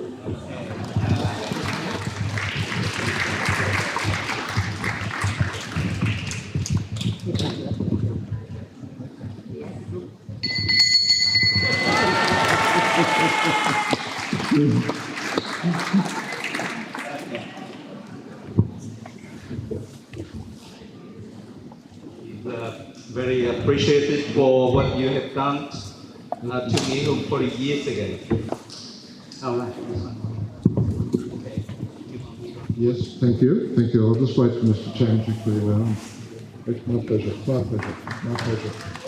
So what are we going to do about the on the way to Singapore now? We're going to cut Now, back the on other all, very special we're going to cut back on all this person stuff. in my life, in fact, is Stephen. I'll just get the We've first enjoyed one in a there. You still father-son want to do the relationship. first, second generation. Stephen's role, in First fact, has been as the amalgam between MG99 and the RAN personnel involved now for the past 40 years.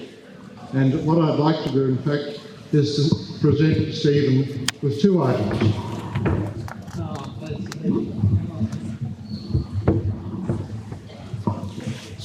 In a moment, don't be too greedy. He thinks Christmas has come early this year. Stephen, this is a copy of my book, which is just off the press. Oh, that's great. In which one of the things that I record in there, in fact, is the recovery of MG99.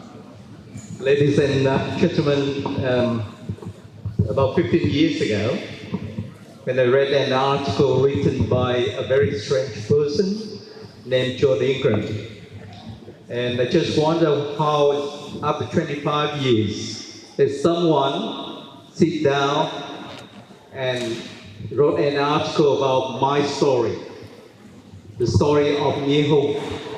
And then I tried to find him, and I found him. And we exchanged plenty of emails and a conversation over the phones. And then I and him together, both of us, coordinating in organizing the reunion in 2007.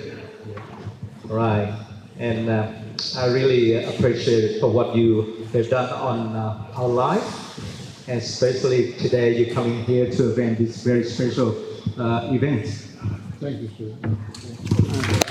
It's not just getting away with one, because in 1982, on the ship's decommissioning, special port was bottled, and today I'd like to present Stephen 2 bottles of 50-year-old port in the original box set, and each bottle is labelled, in fact, HMAS Melbourne, 1955 to 1982, to commemorate that.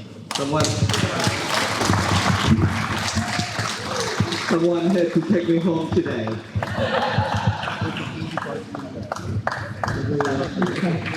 Thank you very much.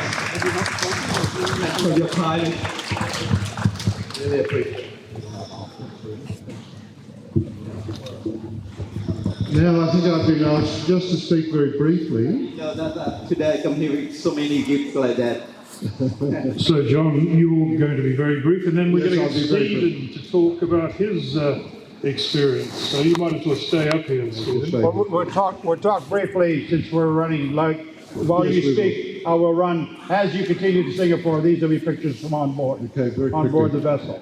People have asked me over the years how come an aircraft carrier had toys on board for children.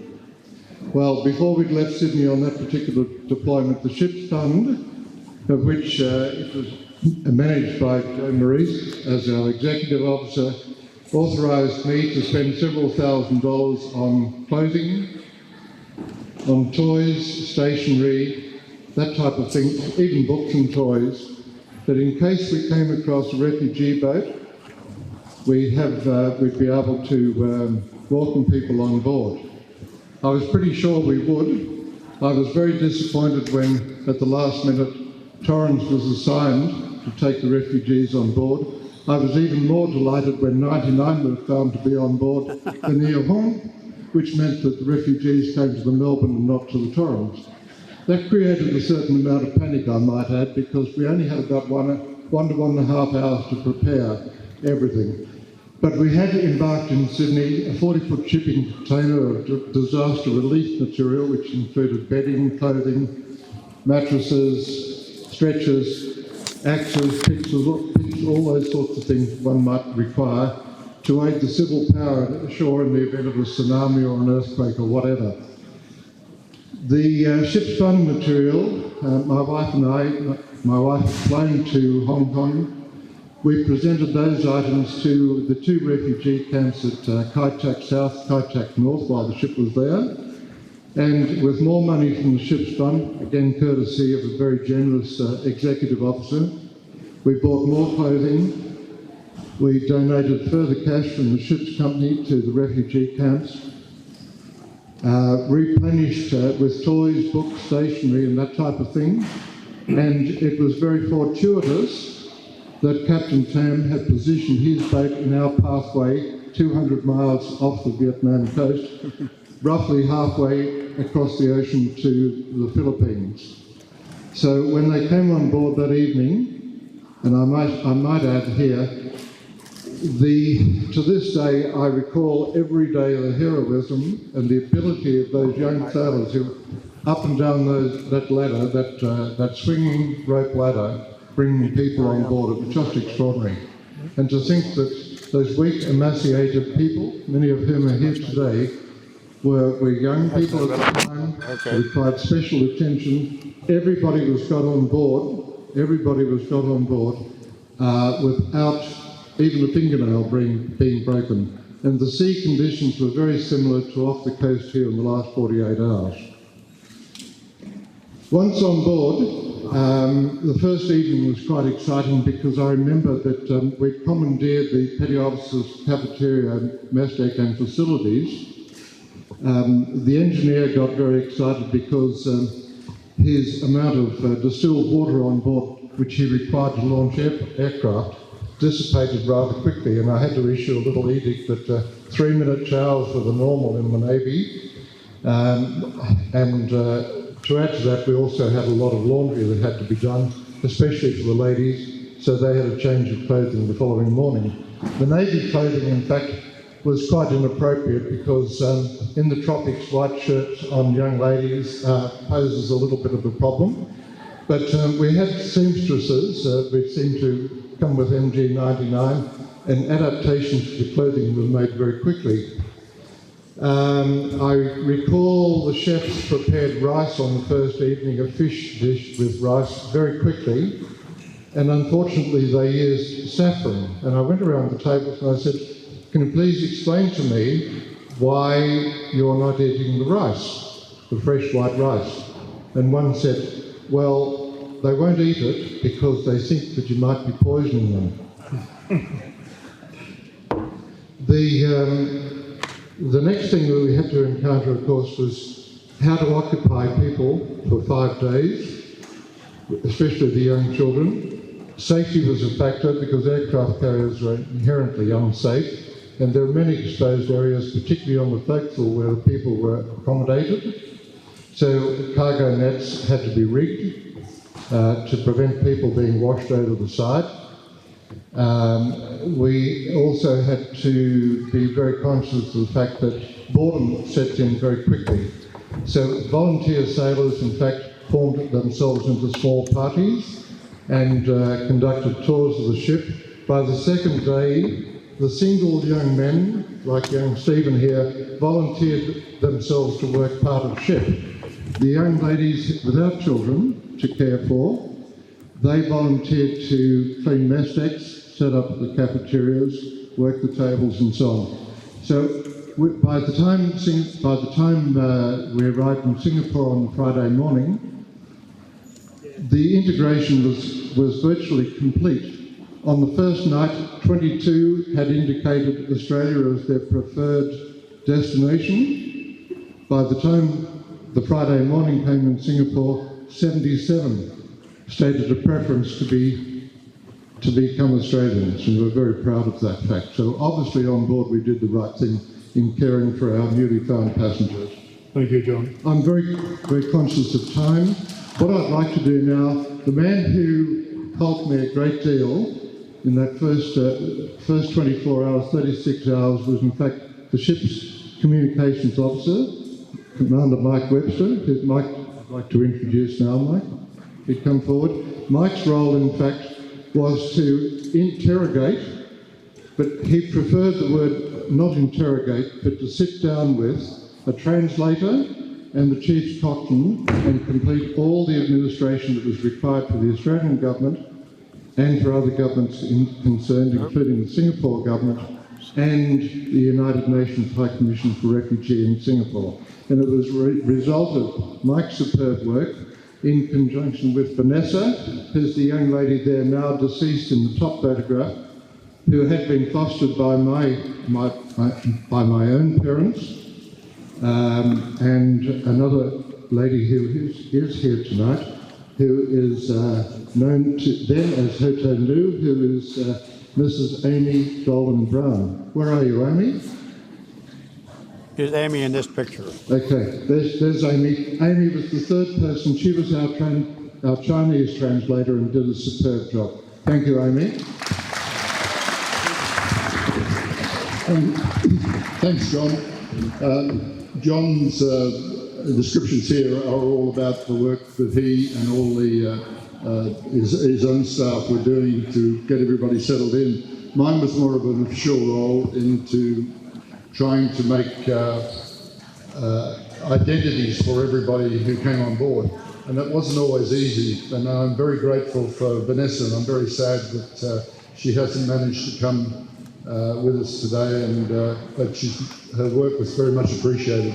The details that we took together with the photographs and the notes that went with them were all in a book, which would be lovely to look at right now, but that was presented with you all when you went ashore in Singapore.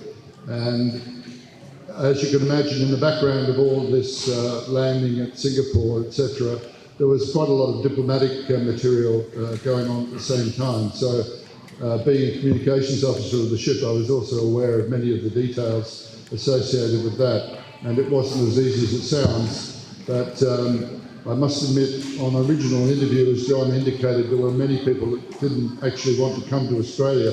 They wanted to go to America. And I'm very pleased that for one reason or another you ended up in Australia. But as I say, my part was one of 1,300 people in that ship, and I was just doing the duty that the captain had told me to do. But I was very grateful to see everybody. I misjudged a lot of your characters and a lot of what you were doing, and it's interesting to find out what you are and what you've managed to achieve now. But thank you very much. Thank you, Mike. And thank you, John. Some cracking yarns there about what was going on. We've heard from the rescuers. Now we're going to be talking to the rescued. Stephen Nguyen was just 20 years old when he walked through the front gates of the Hawkins Road refugee camp in Singapore. Stephen, you were processed there. What did that involve? Yes, we stay 5 days and 5 nights on board of HMS Melbourne. and then been taken to the camp on the 26th of June 1981, and we were under the process of the Singaporean immigration officials, and then the process of the United Nations High Commissioner for Refugee, and then we be accepted into the camp. So what did you know about Australia at that time? Was it a foregone conclusion that you thought you would end up in Australia? All right. At the time we were at camp, we know exactly where the people will go. 77 members will go to Australia, and the rest of 22 went to America and Canada. At the time we went. So what were the emotions when you were told that you had been accepted to Australia? All right, we were very happy to hear the news that we've been accepted to resettle in Australia. Now let's hear from some of your fellow refugees. Of course, ladies and gentlemen, I would like to call up stage the number of the people, first generation who was escaped at a very young age. Mr. Ching Hong, Torbo, would you like on stage now? And Torbo, Ching Hong, Kafa, Bertrand, and Zhang Condon, please.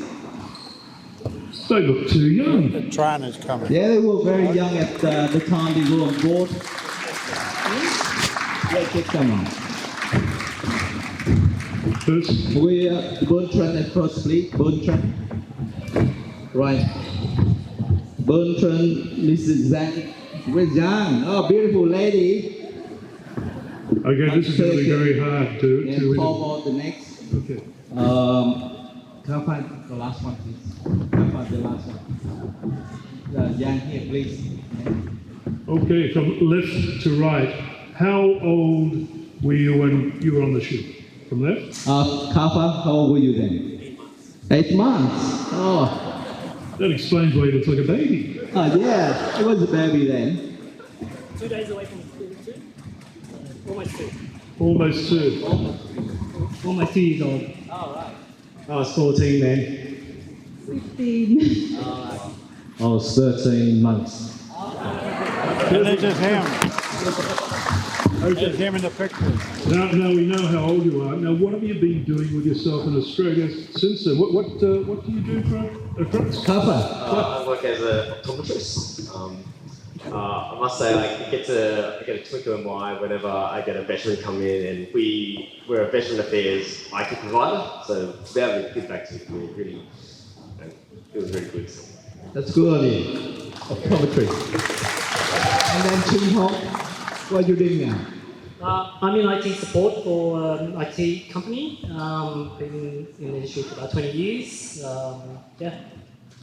Okay. Bobo, what are you doing now? Wait a second before we do this. Okay. Mr. Vo.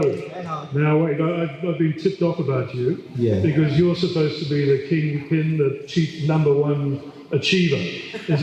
You have your own company, your own software company? I have my own consulting company. Yeah. What I do is business consulting in general insurance. Since I started working, I've always worked in the general insurance industry, so that's my bread and butter. Well done. And this lovely lady. Yeah, I'm not like them. I work very hard. I learned the bakery and I had to work 7 days a week, 20 years. And we know how good that Vietnamese bread is, don't we? Yes. And I work about 20 years and I have been retired 10 years already. You're too young. From the end back. And then Bertrand, what are you doing now?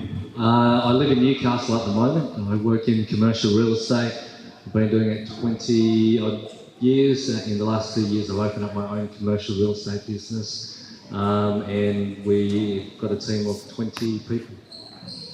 Well, some great success stories there, and I'm going to tell you we're very happy that you got off that boat and came to join us, because you've done very well. Thank you so much.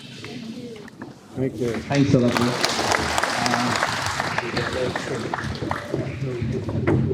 We're now ready for the highlight of today's program, which is the unveiling of the painting, A Chance for Hope.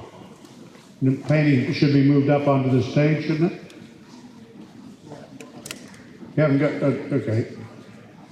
Okay, I'd like to call up onto the stage now Mr. Bob Delahunty, onto the stage Commodore Don DeSenche, RAN Commander of the Fleet Air Arm, Captain Win Van Tam,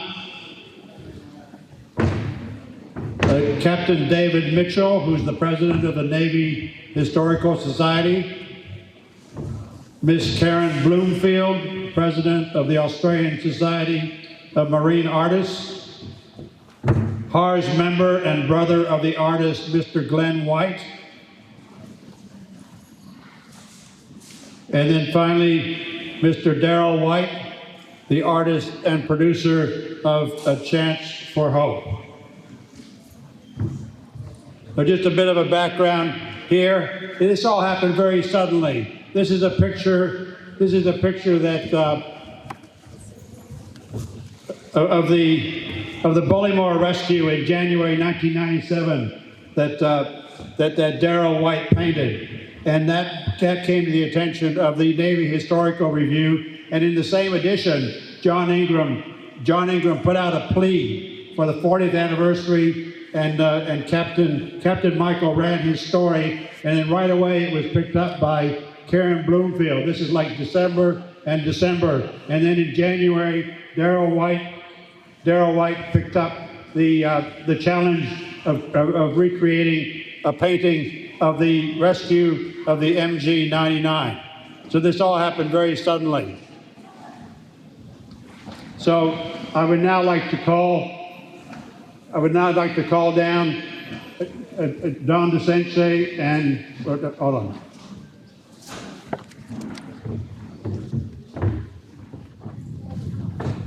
Can we have the fanfare, please?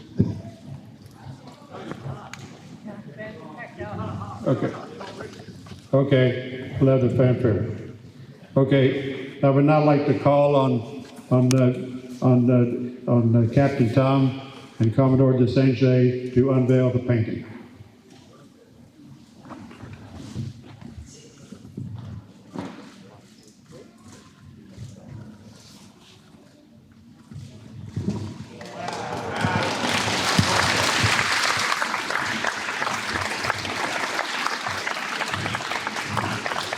And Carl, I understand there's a story behind the painting regarding the sponsorship there.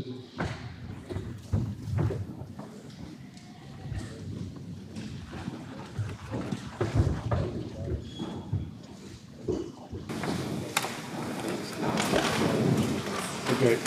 There's Dr. and Mrs. Kung here. We have to tell you that they have donated, they've paid for this painting, and it will be held here at the HARS Museum. If they are in the audience, would you like to come up? And we would love to hear from you.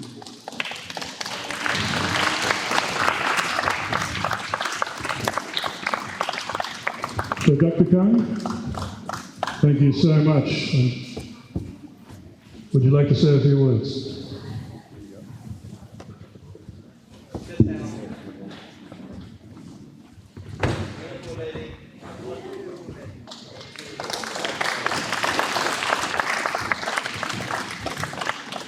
Of course, Mrs. Gunn.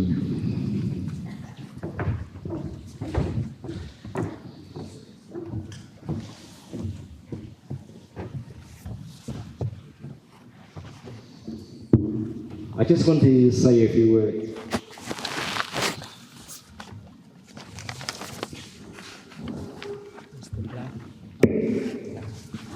Commodore Don DeSenche, Mr. Bob Delahunty, Captain James Morris, Commander John Ingram, Dr. John Anderson, Mr. Paul Higuin. He's the president of the Vietnamese community in Australia's New Zealand chapter. Mrs. Huyn Thị Trân, Mr. Stephen Jones, federal member for Wheatland, Mr. Stephen Công Khanh Nguyen, he is the MG99 leader, distinguished guests and gentlemen. It is a great honor to have me here today to contribute a very small part in this very big and meaningful event, the MG99 reunion. The MG99 reunion is a very touching story. It's a story that involves a lot of people here today, but in large, it's also the story of all the Vietnamese refugees that have to escape the country from the brutal Vietnamese communist regime. It happened today that today also the World Refugee Day with the theme, Together We Heal, Learn and Shine. To this, I would like to share with you a story between a patient of mine that I consulted the other day. So after the consultation in the GP surgery, he asked me what ethnic background I am, and I say, yes, I'm Vietnamese Australian. And to that he say, I quote, Vietnam was the only country in the whole world could beat the America and the Western Allies. What do you think about that? And I asked him what he did. And he said he studied in political sciences at the University of Western Sydney. And his lecturer taught him that. I just had to spend a bit of time explaining to him the nature of the war and how we had to leave Vietnam back then, because it's a war not only between the Vietnamese, it's a war between the two ideologies, the capitalism and the communism. And just happened that Vietnam was the battleground between these two ideologies. And at the end, I think we were abandoned. That's how we had to leave the country, the motherland, to find freedom. And my family and I, also in that same fate, we forced to flee the country. My family include my parents and 4 brothers. So I'm the youngest one, I have 3 older brothers. And 3 of my older brothers happened to graduate from the Wollongong University, just right here. And I came later, I'm lucky, I got a chance to get in the University of Sydney and become a doctor. So, the long story short, I can't be more grateful to say thank you to the Australian government, Australian people, to give us a second chance that we can rebuild our life in this beautiful country. So the story of the MG99 as a group we have here, and also the whole Vietnamese refugees that run away from the brutal Vietnamese communist regime. And we're grateful to all of you that have rescued the 99 people on that day, and also give all of us, the whole Vietnamese community in Australia, a second chance to rebuild our life. Thank you very much.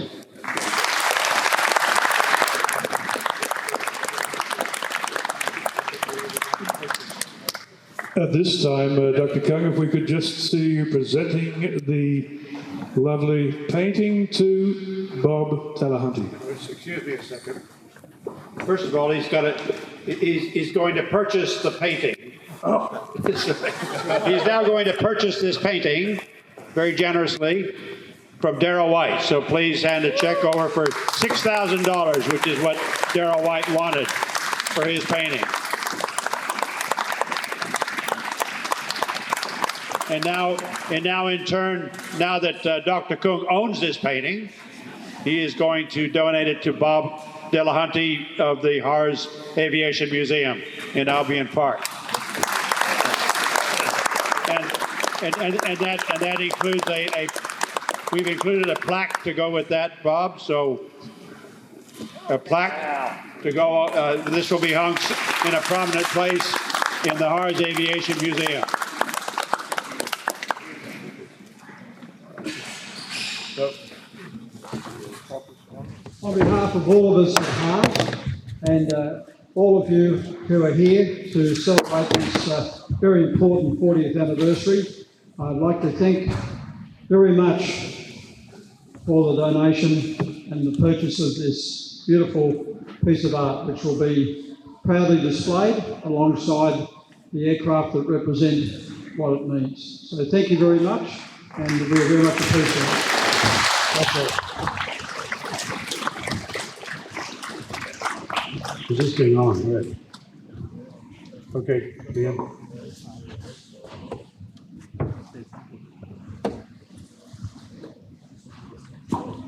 Before we wrap up the sitting today, I'd like to invite a number of our guests to say a few words. Bob has just said his few words, I'm sure. Could I ask Commodore Desenjay to come to the dais, please?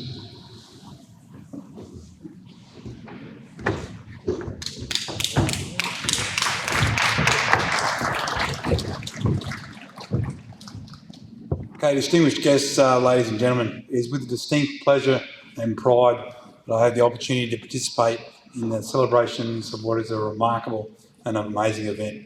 It's also wonderful and uplifting to see so many people gathered here today, from those that are rescued, the rescuers, and family and friends who all have gained so much from a chance spotting by an aircraft at the end of the day in the stormy South China Sea 40 years ago.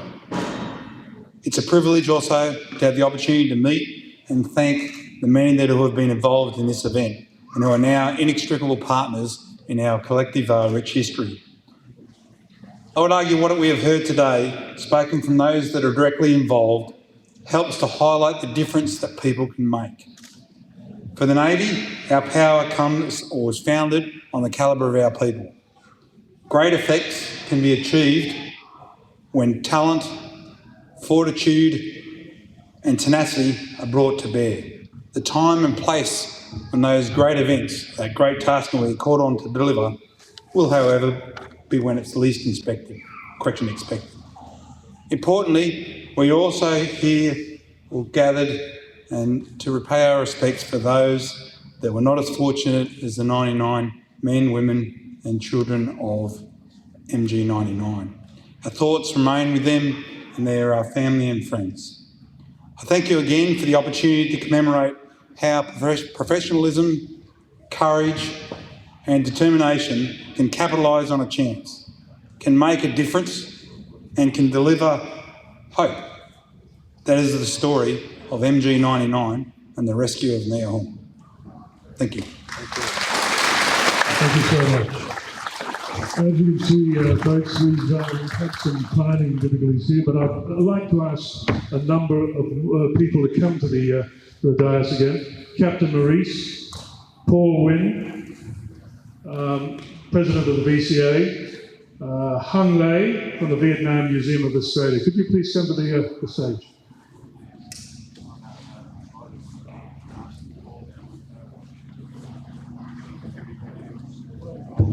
Hung Lei, would you like to go to the video? You've got a couple of minutes to talk. Good afternoon, ladies and gentlemen.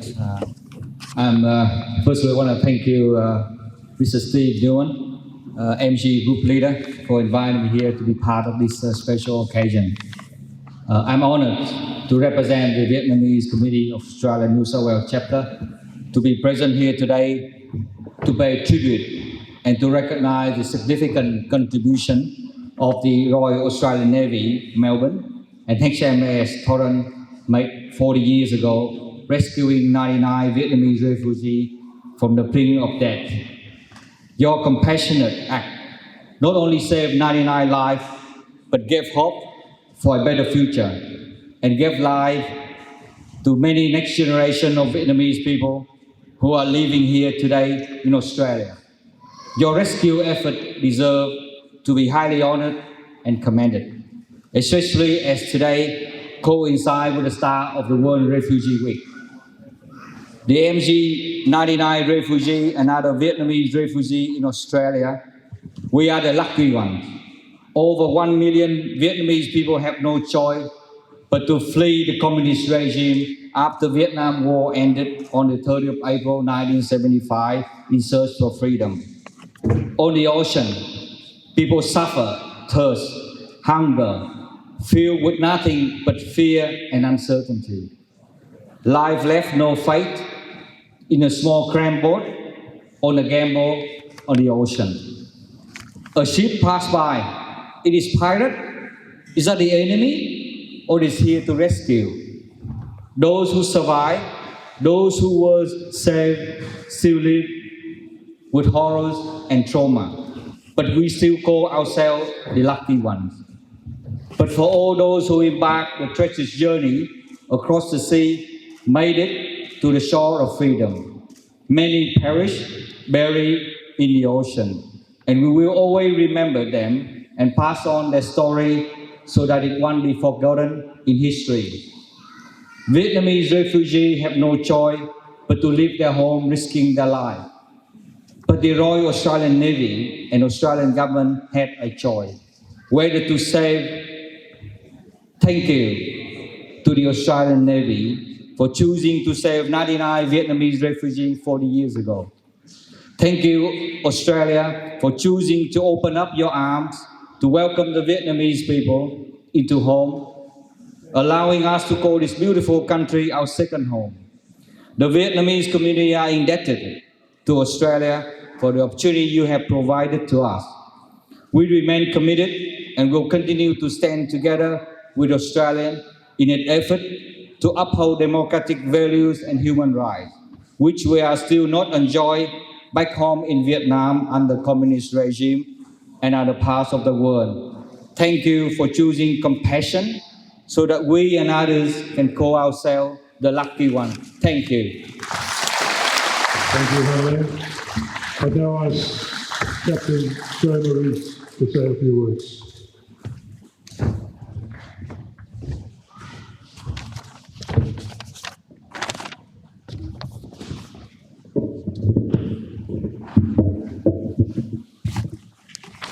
I'm back again.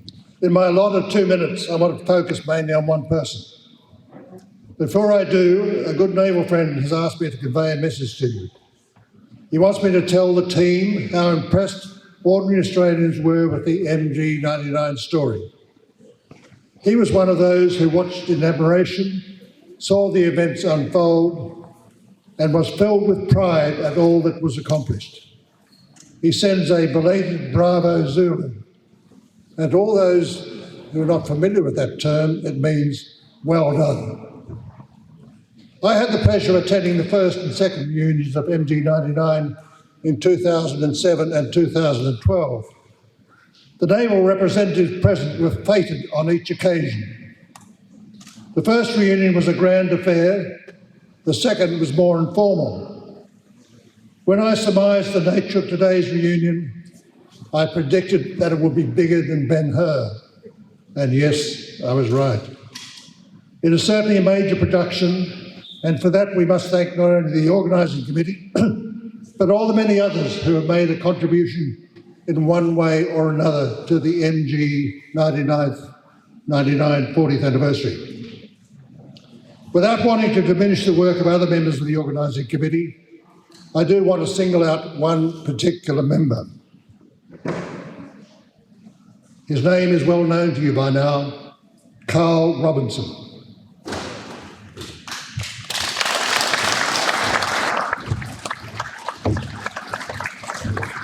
From the outset, Carl has been unstoppable. He threw his heart and soul into the planning an event that would mark the anniversary in an appropriate way.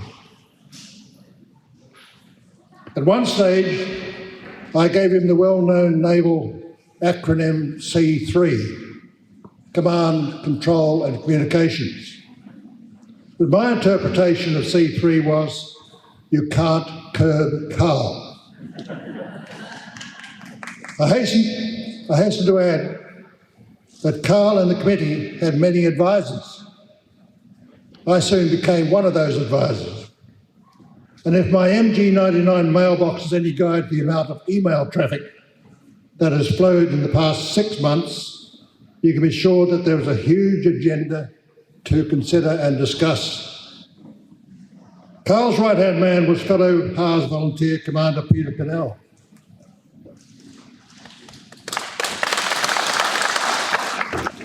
When I first met Carl and Pete, I perceived that they had become a cog in the wheel depicting the past 40 years of this amazing Australian story. They dedicated themselves to putting all the pieces of the jigsaw together and found most, if not all but one part, the wheel. The boat steering wheel or helm. Hopefully the wheel, as well as the boat's compass, will turn up ere long. Amongst the many successes of Carl's search, especially through Facebook, as you've heard today, has been establishing contact with many of the officers and sailors who were at the scene of action on the 21st of June 1981. These men from the Melbourne and Torrens had the hands-on role in the rescue. It's good to see them here today, and I became quite emotional when I met some of the sailors. I do want to pay tribute to all the people directly concerned, rescuers and rescued, whose experiences have been told and acknowledged today. To Carl Robertson, Pete Cannell, other members of the Haas team, the Vietnamese community, particularly Stephen Young, and their respective partners, thank you. I wish you all well in the years ahead. Carl, you might have wondered why I brought this envelope up. Carl, on behalf of the many former naval personnel here today, as well as those who have been unable to attend, I'd like you to accept this token of appreciation. It is a mounted HMAS Melbourne crest, and the plaque reads, MG99 40th anniversary, presented Carl Robertson in appreciation for his invaluable support and assistance. By the way, Melbourne's motto, Virus acquisit eunde, one translation which is he gathers strength as he goes. Carl, your and Pete's strength have been amply demonstrated here today, and thank you. Bravo Zulu.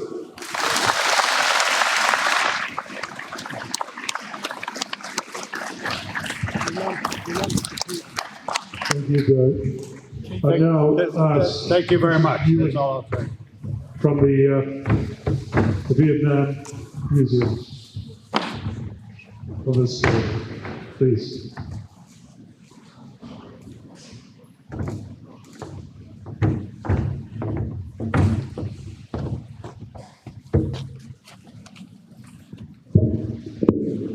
Ladies and gentlemen, I'm cautious of the time that we have limited today. It is great honor for me to speak at this historical event and emotional reunion on behalf of Vietnamese Museum Australia team. Thank you for inviting us to join you today. For those who were rescued by the HMAS Melbourne, as a refugee myself, I too have experienced both your fears, your sense of hopelessness, and the desperation to reach land, or to be rescued by a ship or any ship, and the dread of facing a slow death by drowning, of disappearing into the vast ocean without trace. I can also imagine the unbridled joy and euphoria, the relief when you were spotted and lifted from your sinking boat by the crew of the Melbourne. But above all, I and hundreds of thousands of Vietnamese refugees can understand and share with you the eternal gratitude you have for your Australian rescuers and the country that accept you thereafter, Australia. For the captain and the crew of HMAS Melbourne. Even though some of us Vietnamese in the audience today do not count among the 99, you are nevertheless heroes in our eyes. Your compassion act didn't just end with the rescue. You ensure the rescuees had enough to eat in the refugee camp and help broker their journey to Australia. You are lifelong friends with many Vietnamese. You are the embodiment of what it means to be a humanitarian. You will be forever remembered and thanked by all of us Vietnamese refugees and our descendants anywhere in the world. This is why it has been a sacred duty for all of us, the Vietnamese refugee survivors everywhere, to make sure that your heroic and incredible acts of humanity, together with those other people and countries that rescue and accepted our people in their time of greatest need, are documented, remembered, and passed on to future generations. This is also one of the very reasons why our community is embarking on one of the biggest and most important projects of our refugee generation. That is to build the first Vietnamese museum in Australia, to preserve the history, the stories, and the legacy of the Vietnamese boat people, and of those who have served and helped us to rebuild our lives in Australia. This museum, once built, will be a testament of our gratitude and of repaying our eternal debt to Australia and to the HMAS Melbourne captain and crew. We are also here today to collect stories related to this remarkable event 40 years ago for our museum archive.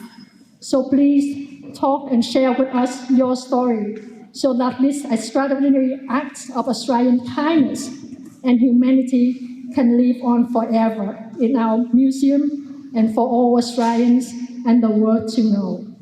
Thank you very much for allowing us to share the day with you all. Thank you.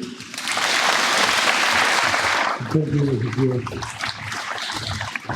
Now, Stephen Wynne and his committee would like to make a presentation to officers and sailors of the Royal Australian Navy, followed by gifts to major sponsors. We'd also ask all the guys with white lanyards to come down to the front of the stage, please.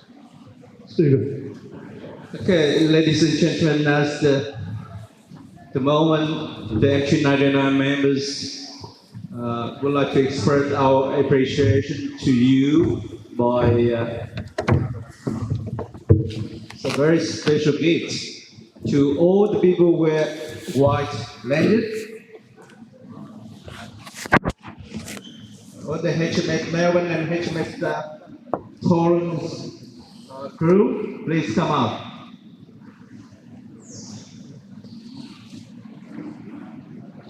And Mr. Phương, Mr. Anh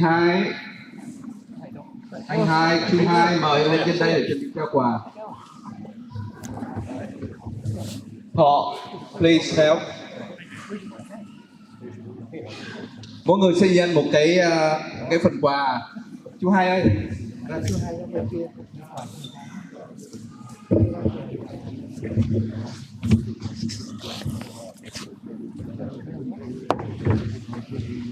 So we miss anyone from HMS Melbourne, HMS Torrance are here today.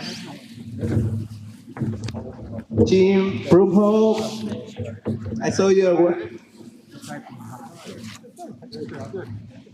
Anyone else, please? Okay, the gift are the photo of the painting. That bus is left. And the commemorate why with the photo of the painting on that. Thank you very much, guys.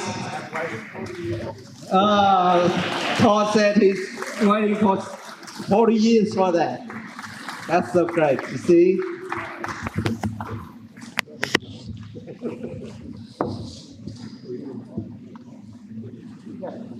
That's nice. Thank you. The rescue give very special gift to the rescuers 40 years later. That's a great moment, ladies and gentlemen. Thank you, Australia. Thank you, the Australian Navy, and special the crew from HMS Melbourne, HMS Torrens. Thank you very much, guys. And thank you to Stephen Wynn. Well, it's been a long day, and we'd like to thank you all for coming. Particular praise to the Vietnamese community's extraordinary participation. Some of these stories were truly inspiring. To the men of the Royal Australian Navy, some of whom came from as far away as Western Australia, you helped write an extraordinary chapter in our wartime history. To the wonderful musicians from the RAN band, great musicians, I think we all enjoyed that. We still have plenty of... More presentations? Yeah, more presentation to major sponsors. We would like to invite Dr. Kung, Dr. Joseph, please come on stage. Mr. Stuart Porter. Mrs. Amy Kevin Brown, Donald Brown, please. Mr. William Tom, Mrs. Young Condon, Mr. and Mrs. Anthony and Marianne Tran.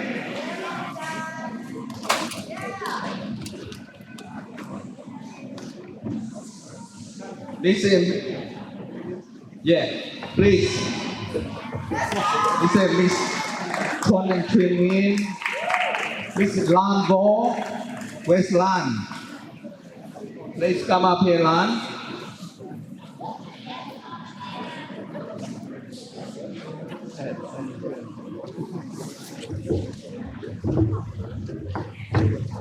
And Miss Jo Win from Professional, please.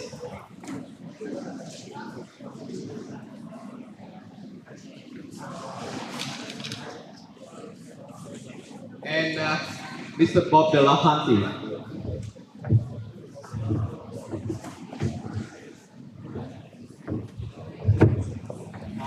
Please, the first one,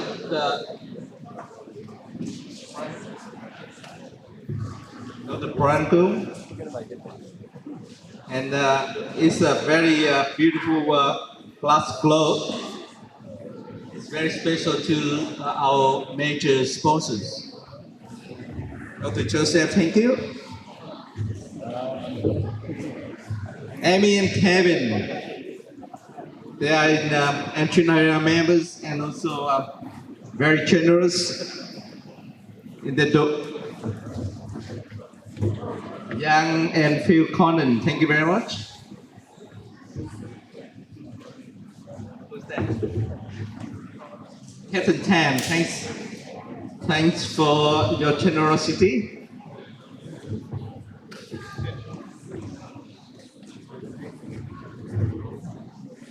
Okay, Mr. and Mrs. Anthony and Marianne Trent from Alawa Pharmacy. You're not fair, guys. To the Porter from Excavator Priority Limited.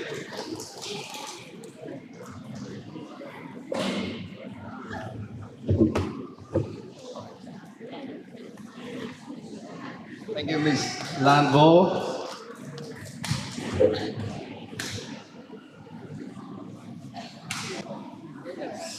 Who's that? Are you happy? That's not fair.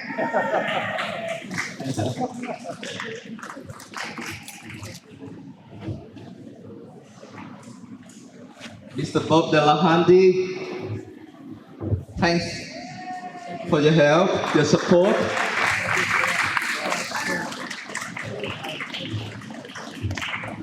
The last one, this is Joe Win from professional. Thank you very much. Thanks everyone for your generosity to support this event. Thank you very much.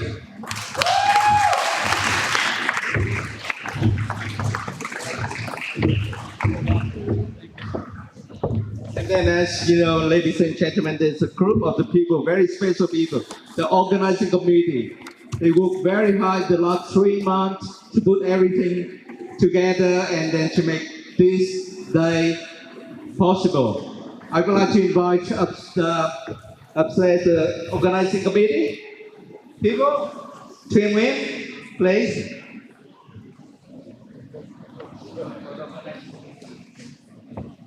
Okay, Mrs. Thuyền Nguyễn. Mr. Thanh Khao. Carl Robinson. Mr. Kevin Nolan Brown. We worked so hard in the last 3 months to put everything together. Carl Robinson, Mr. Kim Robinson,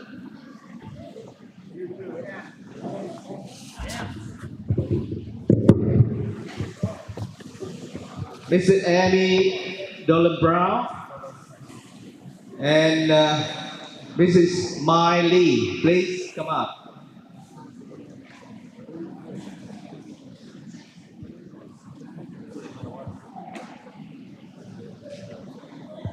Okay. And of course, I should be in this group because I am the key organizer, you know. But tell you the truth, without them myself, I cannot do anything. Okay.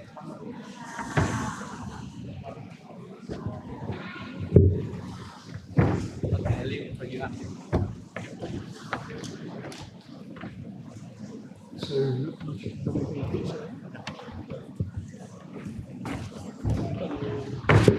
Okay, we understand there's going to be a little presentation that Carl doesn't know about.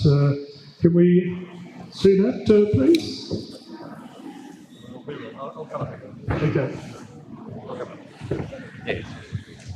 Okay. Thanks, Ian. Ladies and gentlemen, on behalf of the organising committee, there's been a lot of work gone into this event in the last few months. It's been amazing since we first visited the tracker, only in March of this year. We decided that the event was going to be here, and then the hard work began to make the event happen. And as you can see, we're thanking the organising committee, but there was 2 people in that committee that stood head and shoulders above the rest, and on behalf of the organising committee, we would like to thank them for their efforts. And no surprise as to who those people are. Carl and Kim Jong, thank you so much again for your efforts today.